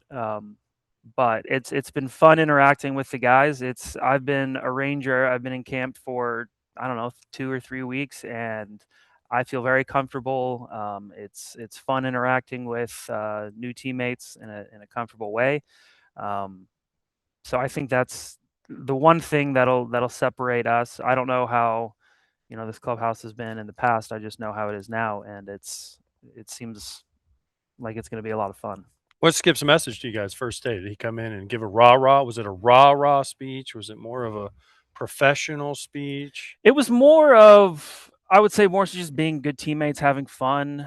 Talked about being an inflator versus a deflator, always showing up, being positive, never finding, you know, the negative or excuses or stuff that can just sort of bring down a team. I would say the overall message was play together, have fun, because, like I said, we have the talent. It's just taking that next step. Tyler, I want to know, when you look at, you know, I know obviously spring training is long and you're just now starting games, but is there one guy that you've seen that's kind of turning some heads so far? We talked to Skip a little bit about that and Jake a little bit about that too, but is there one guy that you've been watching that has caught your attention? Well, I don't know about one guy. I mean, just because spring training is, you know, games are so fresh right now, and the way we all are separated, I think I've had a really fun time watching DeGrom, watching Evaldi, watching Leiter, those guys who I know are very good pitchers. I've had a good time watching them work in their bullpens, watching them prepare, picking their brains on certain pitch thoughts and stuff like that. And I'm planning on continuing doing that, watching those guys pitch in games. But so far, it's just been a lot of watching bullpens, and I have been very impressed. I mean, it's funny how you can be so different but play the same game. You know, I throw 90 miles an hour. DeGrom throws 100, right? But you're left-handed. I am left-handed. That matters. That helps. That helps. If I was right-handed, we'd be in some trouble. But it's fun watching those guys who I've either been on the other side of the league, or for some of them, like Evaldi, I was in high school, watching them work in the big leagues. So it's fun watching them prepare, watching their process, and also picking their brains.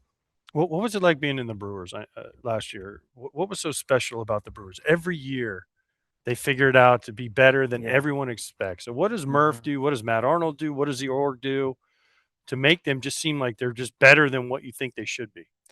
Pat Murphy, I wouldn't say it's him, but he starts it. He creates a culture, and it's almost like college a little bit. It's got like that, by the way. I brought that up to him, and he hated that. Well, I mean, you're almost like you're running a college team, bunts, hitting and running, all these little things you guys do. Most big league teams don't do that. And here you are, and you have a bunch of little guys that are supposed to be underdogs, and they just play like a college team. He's like, I hate that reference, so don't say that. Well, I wasn't referencing the way they play, more so just the mentality of doing the little things right, hustling every second of every play of every game. And it's fun because even when I was there, we were scuffling a little bit around 500, and there was no panic. It was all fun. He knew the talent was there. He knew things were going to get turned around, and eventually it did. Did he have a nickname for you? Or did he know your name, actually? Maybe is the better question. I think he knew. Everybody just calls me Todd. That reference being in college, I had long, greasy hair, clean shaven, no mustache, and I looked like Todd the painter from Wedding Crashers. Yeah, okay. Yeah, I don't look like him anymore. But obviously, I got no hair, mustache. Wait. I remember that because I got so confused when I was with the Rays. They kept saying Todd, and I'm like, guys, who is Todd? We don't have a Todd on our team. And finally, Tyler was like, I'm Todd. And I was like, what in the world? So random. I need to see a picture. I got to figure out I got to see if we can find you. Yeah, I mean, I don't think I have any pictures in my phone anymore, but it was like high school, college era, long, kind of like the Bieber swoosh era kind of thing. Probably didn't shower as much as I should, so a little matted to my forehead kind of look. But yeah, it's a name that's followed me around everywhere. Okay, Tyler or Todd, I have one more question for you. I don't know if you remember this, but one time when I was with the Rays, I did a story on weird superstitions guys have. Do you remember what you said to me? No, but I do remember that I'm pretty sure I made that up, but No!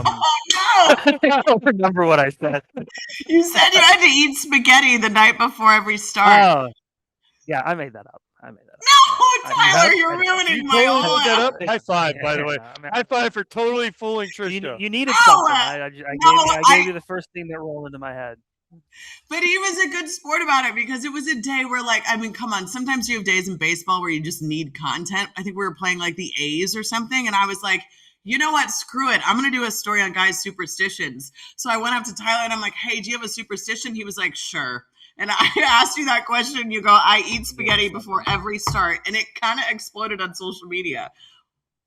It's great. Yeah. I mean, I don't, especially now that I haven't really been a starter for not a few years, but a while. It'd be impossible to eat spaghetti before every outing. So Tricia, I don't know if you noticed this, she might have a little fetish as far as food because she ate Murph's pocket pancakes last year. Now she wants to know about you eating spaghetti. I'm starting to wonder about if Tricia just does baseball content for the food. Maybe so. I don't know. I don't have. I go around stadiums too and try different things. Yeah. It's fun. I also ate a quesadilla out of Pat Murphy's pocket, so it didn't stop at pancakes. Oh, weird thing.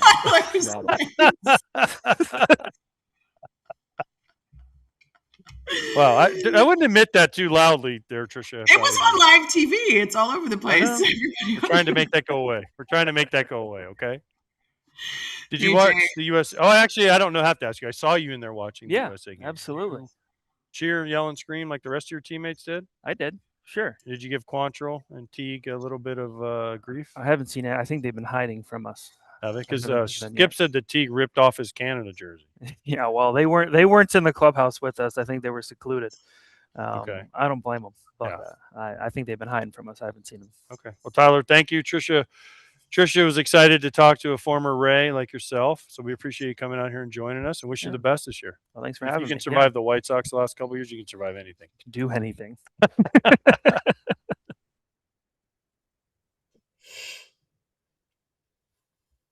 All right, we're back here at Rangers camp with one of the newest Rangers, Brandon Nimmo. How is that still strange for you to hear that you're not a New York Met anymore? Yeah, no, definitely. Still getting my feet underneath me here. But I mean, enjoying the heck out of it. It was definitely a big surprise in the off season, but just became abundantly clear that I was really, really wanted here by the Rangers. And I mean, you can resonate with this as a player. You want to be where you're wanted. You want to be where you're appreciated. And, the Rangers made it abundantly clear. And so now I'm a Texas Ranger and excited about it. Excited to get this season going and get to know all the guys in the clubhouse. But yeah, definitely it's weird, but I'm settling in nicely. The guys have been nothing but amazing to me and really just helping me to settle in here. one of the big things I always say is the first time you change teams is the hardest. Yeah. Right? Your Mets draft pick came up through the system. You're Met. Yep. So your family all has Mets gear. Yep. They all have the bedazzled Yeah, stuff. yes. What did they do with it all? What did they do with it all? That is actually, my wife is still trying to figure that out. Like all the clothes that are in New York, she is still trying to figure that out. And it's so funny how that is one of the things that you're like, okay, what do we do with this stuff like now? Mitch Garver. We had Mitch Garver on yesterday, right? Yeah. Late signing for the Mariners. Yeah. Well, he has 77, but his number's 18. Oh my gosh. So his wife has all bedazzled 18 stuff from the Mariners. Right. You know, they made deep runs in the playoffs. 100%. Yeah. Every wife has a new jacket and a new this and Every that round. game, Yep. right? Yep. So now he's like, well, if I make the team, I know. I got to go get 18 back, so my wife doesn't have to change her wardrobe. I know. My wife was so upset with me when I changed to 24. I said, you know what? This is going to be a new chapter. We're just going to start, the slate just brand new. I'm going to change the numbers. I'm going to go back to my high school number. 24 wasn't available with the Mets, and so I'm going to go with it with the Rangers. And she was like, "But what am I going to do with all those clothes that I have number 9 on?" And she's like still to this day, she's like, I got to go up there, and now what am I going to do? What am I going to do with Just these? to spend your money. Just to spend your money. I know. It's okay. Shopping in Dallas. Perfect. We're excited for that. It's going to be great. Yeah. No, got cowboy boots. Yeah, exactly. We got to get a whole new wardrobe for her. But it is funny the little things that you have to do when you switch teams that you didn't really think about, and you're like, oh yeah, okay, I guess we do. We got to get a whole new wardrobe. We got to get, but it's all good stuff. It's all good stuff. Like you said, I mean, it's first time doing it. So there's a lot of newness that goes along with it, but they've been nothing but accommodating with everything that we've been doing. And so now I think being on the other end of it, is a sigh of relief. You've got a lot of irons in the fire at that point. Once we made that switch, it wasn't an easy one as far as logistically. We lived in St. Lucie. The training was right across the field, like right across the highway. And we kind of just waited for people to come down to us. So then finding the rental here, selling the house in New York, getting the new one in Texas. It was a lot of things, a lot of moving parts going on. But now being on the other end of it, very, very, very happy to be here, and I'm settling in nicely, and get to experience Arizona spring now. Nim, Whit Merrifield here. Happy for you. Hey, glad you're in Texas now. Thanks, want to ask you about a different kind of transition going from New York to Texas, and that's what's going to be going from playing in grass every day to playing on turf every day. Have you thought about that? Thought about what that's going to be like, and kind of started setting that sort of prep work, because it's a big difference. Yeah, 100%. No, you're so right, Whit. It's a small difference that people overlook, but we're actively trying to find solutions for that. We've talked about switching to turfs completely. We've talked about shaving the cleats down on the metals, even just a quarter, maybe half, to be able to get a little bit better traction on the turf, but not too much where you're, rolling an ankle or something like that. Still want the traction in the box. And so you got to think about that as well. And so we're also thinking about time off the field, trying to limit that as much as possible, so that it's not so hard on the joints and on just the wear and tear of 7 months running that marathon. We've definitely talked about it. I'm talking with the players as well, and active conversations with the training staff. But we are trying to come up with solutions. It is unfortunately going to be a little bit of trial and error for us, just because my body's probably going to respond differently than someone else's. But there is 100% a lot of talk going on about that, and it's a subtle difference, but a big one in the game. And so we are throwing around a lot of ideas here. Wait, hold up, Tricia, before you go. This is what you're wearing this year? Yeah, I mean, I got the Marucci. Yeah. I wore these last year. Are you the first one? No. I got I think Bregman wore them last year, and then so I had the plantar fascia. I don't know if you. I have it right now. It hurts so bad. Oh, it's terrible. It's terrible. It sucks, Brandon. Oh yeah. Just with me, man. This is the worst. Exactly. 2024 playoffs, I got it, and so we made the switch to find some new cleats after that. And went to Marucci to get fitted for the bat, and I came out with some cleats. And have you had it since? I've had it since, and they've been great. They were great for me last year, so I made the switch last year, and we had a lot of success with it, staying on the field and not having the foot problems.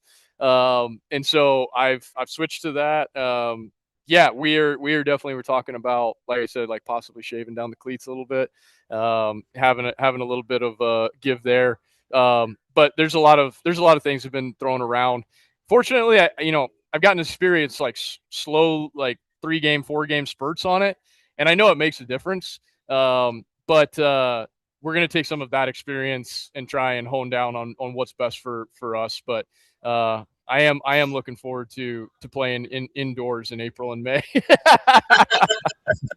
Hey, Brandon, Tricia Whitaker here. I wanted to ask you about that leadoff spot. Skip Schumacher said on Tuesday that you'll likely hit leadoff.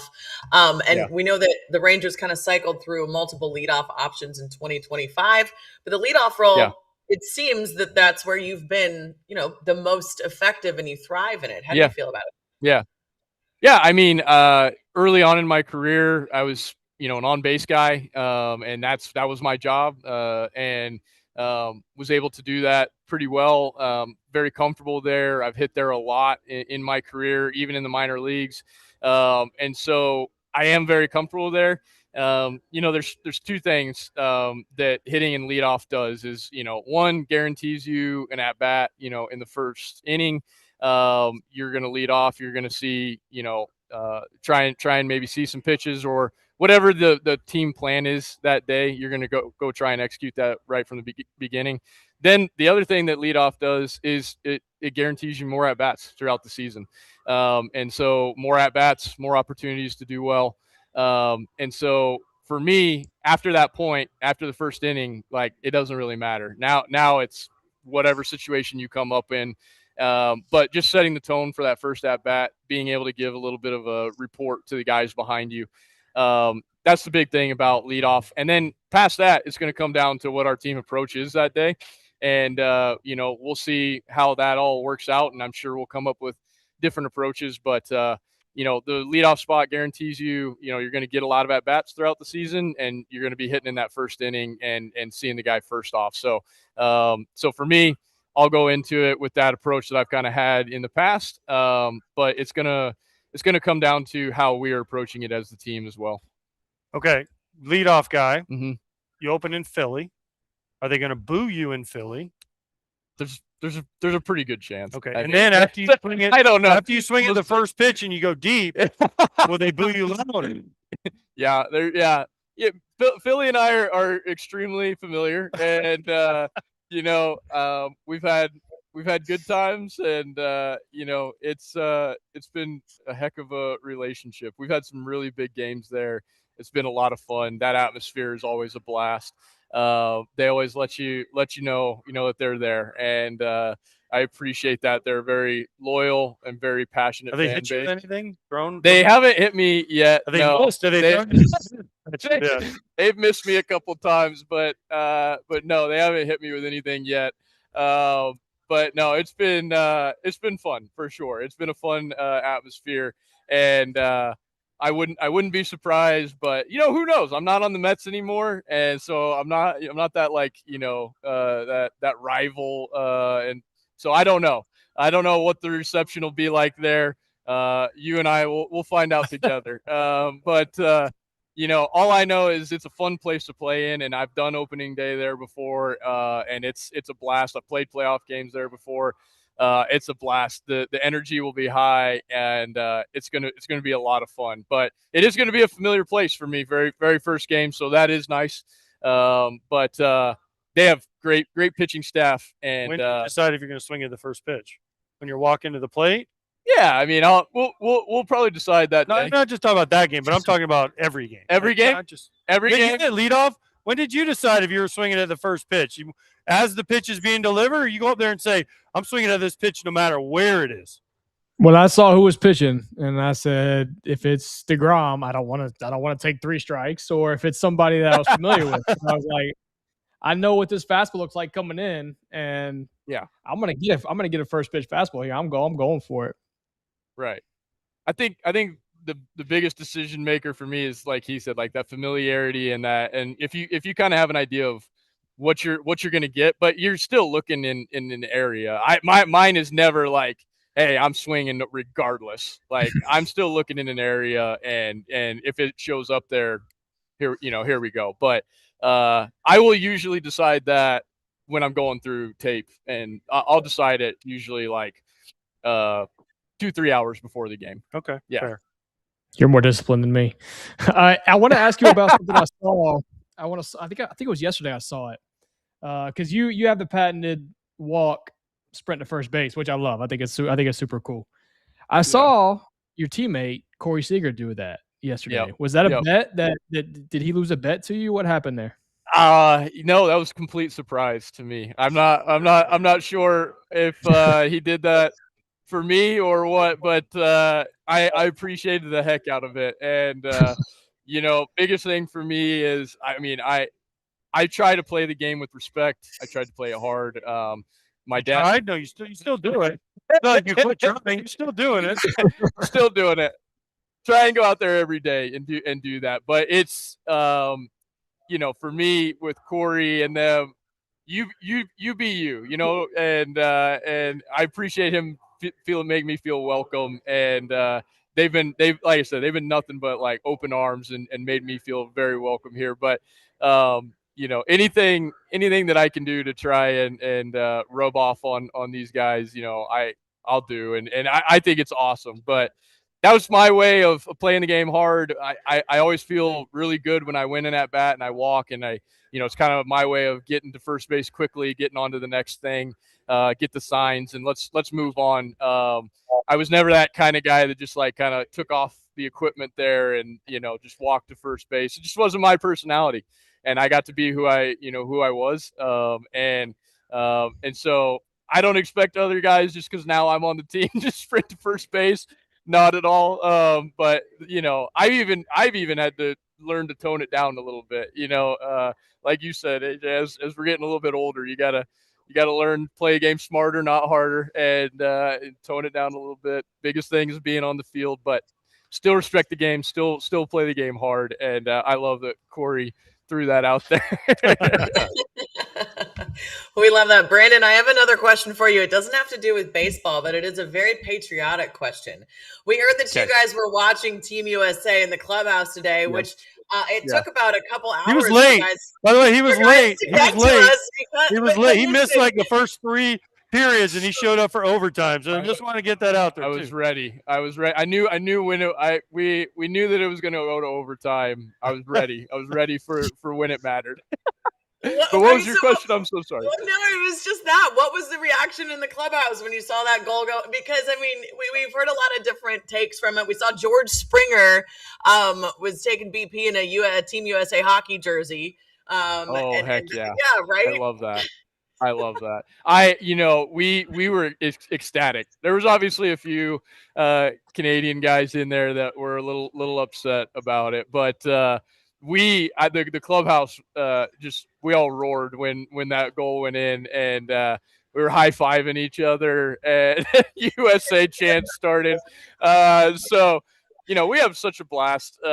It's competitive, right? Like we're all very proud to be Americans and to be born in this country or come to this country and like trying to enjoy the freedoms that this country gives us. And so we're all really proud to be Americans. And when we see, the U.S. coming out on top there, really, as underdogs there, I think it just ignites in us that competitive spirit and that patriotic spirit that we all love. You had to choose the right TV, though. You guys don't understand. There's like 8 TVs in this clubhouse, and they were all on different times. Yes, they were. The one was ahead of, and whichever one you were watching, the one you guys were all watching was like 20 seconds ahead of all the rest. Yes. So you could tell, and then there was one that no one could see. So if you heard a cheer, exactly, or a yell, or something was happening. You're exactly right. Yeah, it's that streaming, so like they're all like a couple seconds off. So you had to pick the one that was the earliest, and we were all watching that one, and it was a blast. what an amazing game. And, but we're so glad the U.S. picture. Have you seen the picture of Hughes after with the American flag? Oh, I haven't seen it Here, I'll have yet, to but show it to you. I did see when they afterwards were showing. He's the one that got the This stick picture right here, right? Oh yes. I mean that's so American right there. He's got the bloody mouth. He's got the flag. Yes. The monkey smile, missing like 3 teeth. Unbelievable. Just a grinder. I love it. So obviously we were paying attention. Super competitive guys in that clubhouse, and so we were all pulling for the U.S. To get it there at the end. And 3-on-3 hockey's crazy. I mean, I haven't really seen that. So that was nuts. A lot of action there at the end, and we were all going nuts when that goal went in. So Nim, so obviously you're coming in to play outfield, be a leadoff man, but now as you're getting older, you've got a little more responsibility that you're going to have. And talk about your role as kind of a leader in that clubhouse now, especially with a guy like Langford and Carter. Like, what do you see yourself? How you see yourself mentoring them and taking them under your wing and showing them the ropes? Yeah, no, it's a great question. I had mentors myself, Jay Bruce, Curtis Granderson, even David Wright, and they just showed me kind of how to conduct myself both on and off the field, how to try and find the 1% and the edges that you can win, that you can find the little bit extra that gives you the edge in this game. This game, is a marathon. And I tried to play the game really hard when, like in the beginning, it was lay out for everything, put your body on the line each and every day. And it was actually Jay Bruce that came up to me and was like, "Hey man, I love the way that you play the game, but I need you out there for 150, 160 games, and in order to do that, I need you to play smarter, not harder." And that really struck me, as a younger guy, that I needed to kind of reevaluate that so that I could be available more often and do good things more often. And I think it's my turn to try and impart some of these things, some of the wisdom that I learned along the way, to Carter, to Langford, and to all the young guys that are here. And also, just coming from other organizations, you guys do things slightly different, and you find, okay, well, this really worked for me here, but then this is kind of how we do things here, and you try that out and you see how it works. And so I think bringing these different thoughts to the clubhouse and being able to communicate and talk about it is how you lead best. You lead by example. I'm really big on that. First and foremost, it doesn't always look the same, but as long as the intent is there, we want guys to be using their brain. This can be the biggest separator in this game, is the wisdom, the knowledge, knowing the game of baseball, that baseball IQ. We have everyone that's extremely talented here in the big leagues, and you're just trying to find that little bit of an edge that will give you the ability to win the game. I mean, a lot of times it's won or lost on 1 or 2 pitches. So for me, my job is to try and mentor those guys and have them really start using, the mind in order to be the separator.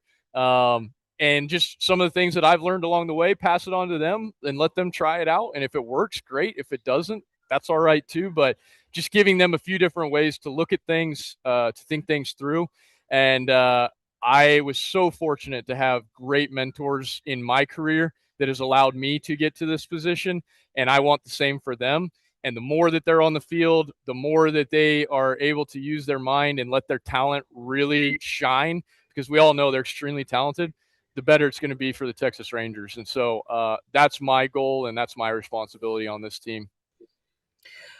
Brandon, I wanted to ask you, before I get to a fun question, I wanted to ask you about Skip Schumacher. We talked to him earlier and just maybe his goals for the team. And after watching what Boch did last year for the Rangers, and obviously watching Boch throughout his entire career, what has been your impression of Skip and the job he's doing? Because that's not always easy, coming into a team and taking over for especially a Hall of Fame caliber manager like Boch. Right. No, I obviously, like you said, very difficult position to fill coming in after a Hall of Fame manager. I think that first things first, I love the way that Skip managed and like just presented himself when I was across the line from him when he was with the Marlins. I thought he made his team better. I thought he made his team one that was very formidable and feared, and everybody knew that they were going to have a fight on their hands when they played him. And I think he brings that same intent to the Rangers now. He understands this game is very difficult. He played it, and he played it at the highest level. And he brings some of the knowledge from playing the game to the managerial spot, but also knowing that this is what I should expect from you each and every day.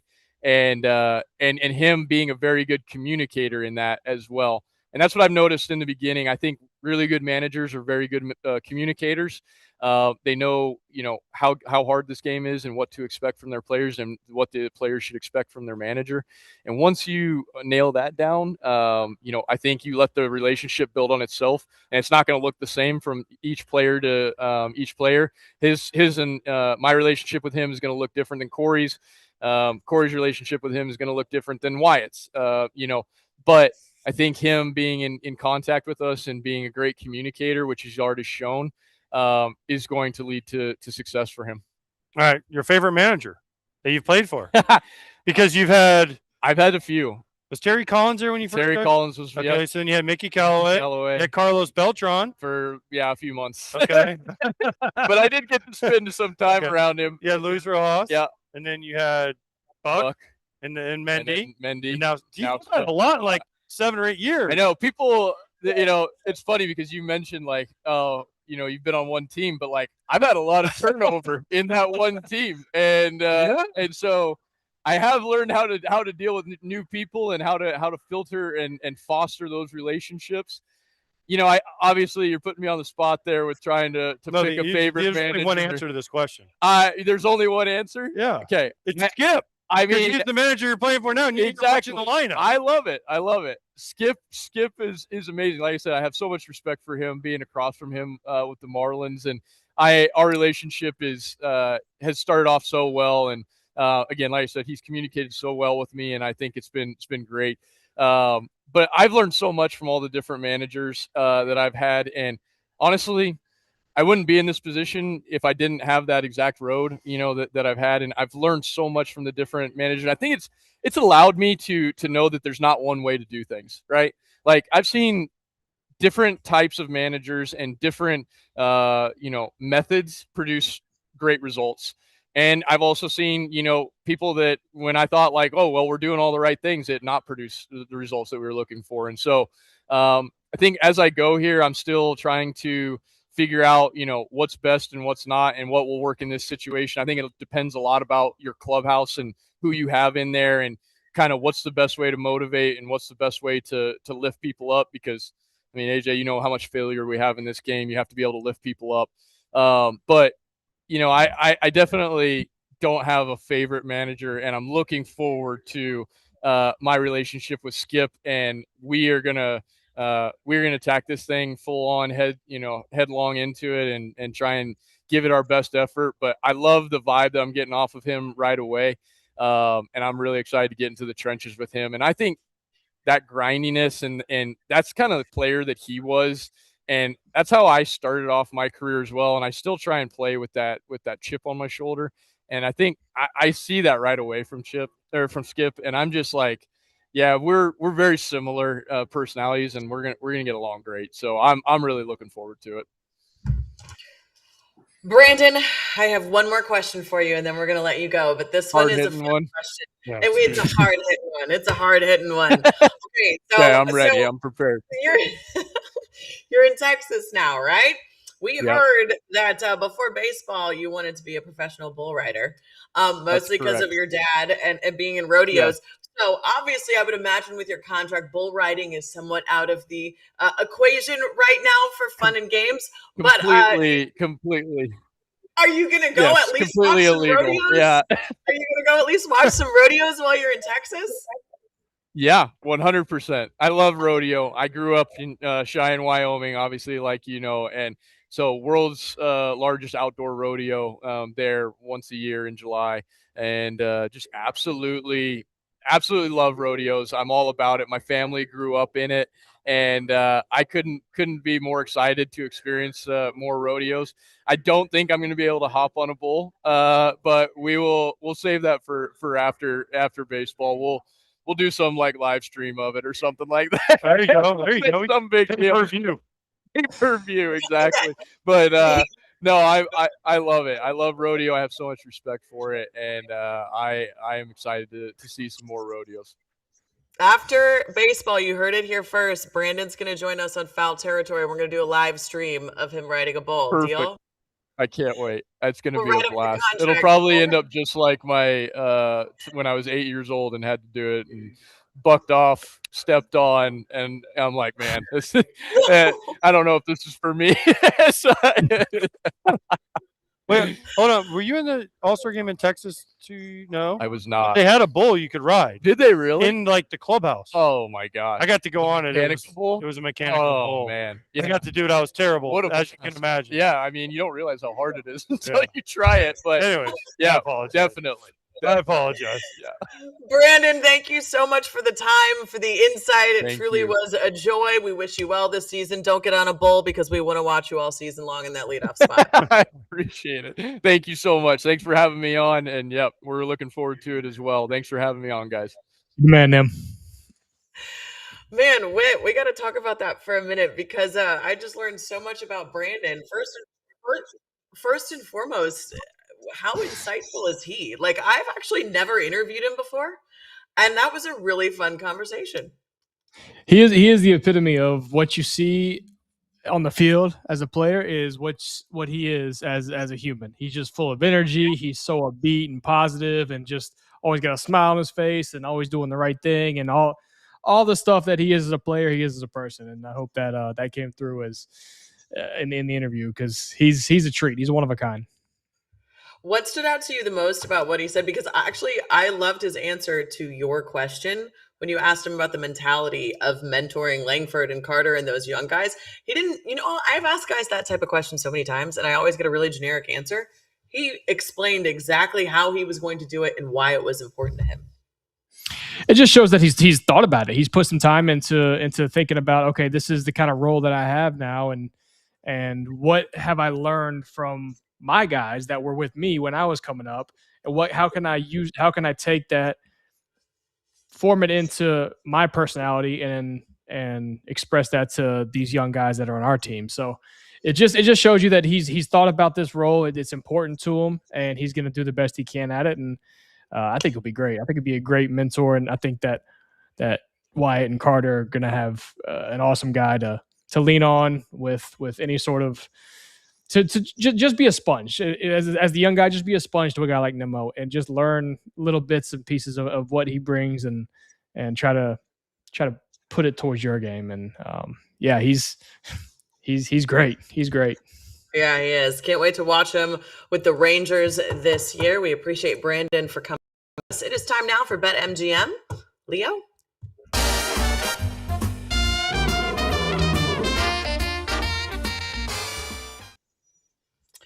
All right, let's take a look at the NL pennant odds. Of course, the favorite, the Dodgers. No surprise there. Biggest liability, the Pirates. And then obviously the Dodgers kind of run the table there. Guys, what do you think about this? What do you think about the Dodgers? I don't know. I mean, obviously that the Dodgers have made the news because they spend all the money and do all the stuff, and they've won back-to-back World Series, and you can't discredit them for that because they've been the team that won the last game of the season 2 years in a row.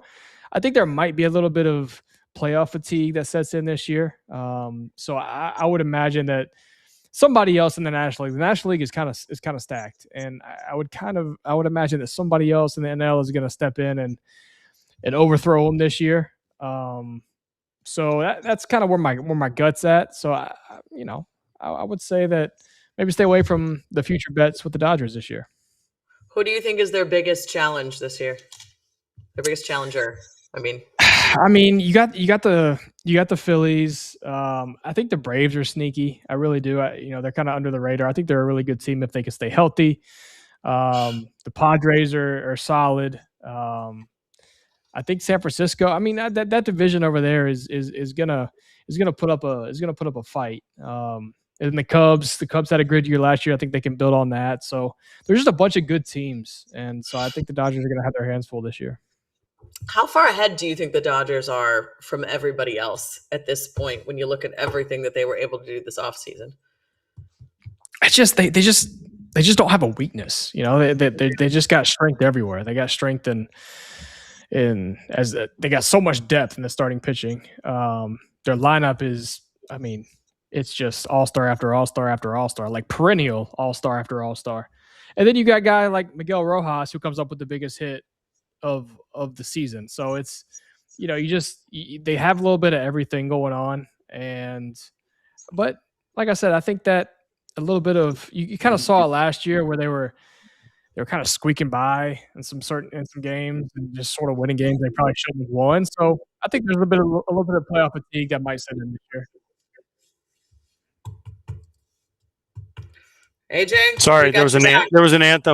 There was an anthem playing. So today has been about patriotism, so it's okay. Exactly. We support you. Okay. Give us your take on the Dodgers and the NL pennant odds. They're really good.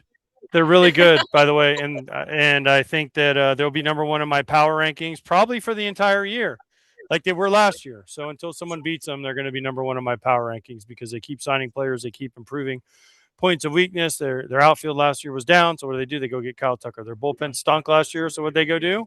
Get Edwin Diaz. I think they're all right. We love it. All right. Whether you're watching the action on the field, on the court, or the ice, you want to remember the most exciting moments long after the final whistle. Betting with boosted odds can get you started on that journey. Activate your odds boost token on any sports bet, and you'll receive a bigger payout if you win. Grab your token and elevate your excitement with BetMGM. If you have a gambling problem or a concern, please call 1-800-GAMBLER. All right. It is time for Let's Slap Hands.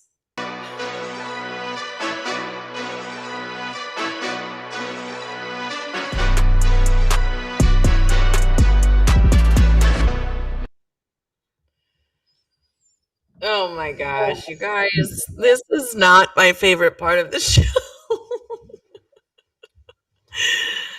So, this is called a demolition den, and you guys get to ruthlessly break down my swing, destroying glass. What do you think? Hand-eye coordination's there. Start with that. Whit. Hand-eye, you're making contact. Whit. First of all, she's left-handed. I didn't realize she was left-handed, so switch hitter. Excuse you. Watch the whole video. I'm a switch hitter. Thank you very much. Oh, you're like Luis Angel Acuna. You're a switch hitter. Nobody knew about it. Wait, too soon. But I mean, look at this. Look. Did you pay to go to this? Why did you go to this? Yeah, you do. Okay, it's called a demolition den, and you go and you just destroy things. And it's so much fun. I think people should do this and pair it with therapy, to be honest. But it is a blast. They have this big crate of glasses and vases, and then there's the TV. They have a big screen TV that you just beat the crap out of with a baseball bat and a sledgehammer. You're telling me you wouldn't like to do that at some point, AJ, when something makes you mad? Or someone? I did that every time I made an out. Not every time, but 0 for 4. I had the demo den. It was usually my helmet and bat in the dugout, though. I didn't have to pay for it. I got paid to do it, Tricia. Whit, did you take out your frustration like that ever? No, I just walked in, put my bat down, put my helmet down like a pro. I didn't have to, I didn't have to go and break things like a little child. Well, some of us didn't have dads that played professional baseball, Some of us were taught differently, that we need to show how much we care to the fans and show our emotion. That's what we always say about players. Show your emotion, show you care. So now I'm called a child because I show that I care. Yeah, see, the problem is you're a big burly man. I'm just a little guy, and so when I would go in and show my emotion, people would make fun of me because me yelling the F word or something in the dugout doesn't quite go as far as someone with the whoa. on mine didn't quite come out that way. I did it once or twice, and I started getting made fun of in the dugout or in the clubhouse, and so I kept my frustrations to myself and did it on my own time. Oh my goodness. See, but I like it when guys show frustration. I think it shows passion and I think it shows care, but I understand all sorts of methods. All right, let's take one more look at the calendar and the road ahead for Foul Territory. Guess what? Tomorrow we will be with one of my favorite teams to cover, the Milwaukee Brewers and Pat Murphy. I think Murphy has some news to talk about. Perhaps signing something recently that he's going to be chatting with AJ about. So we are looking forward to the Milwaukee Brewers on Monday. Then we've got the Reds, the Cubbies, the Diamondbacks, and the Giants. The rest of the it's going to be a great week on Foul Territory. Thank you so much for joining us from Rangers Camp. Have a wonderful day.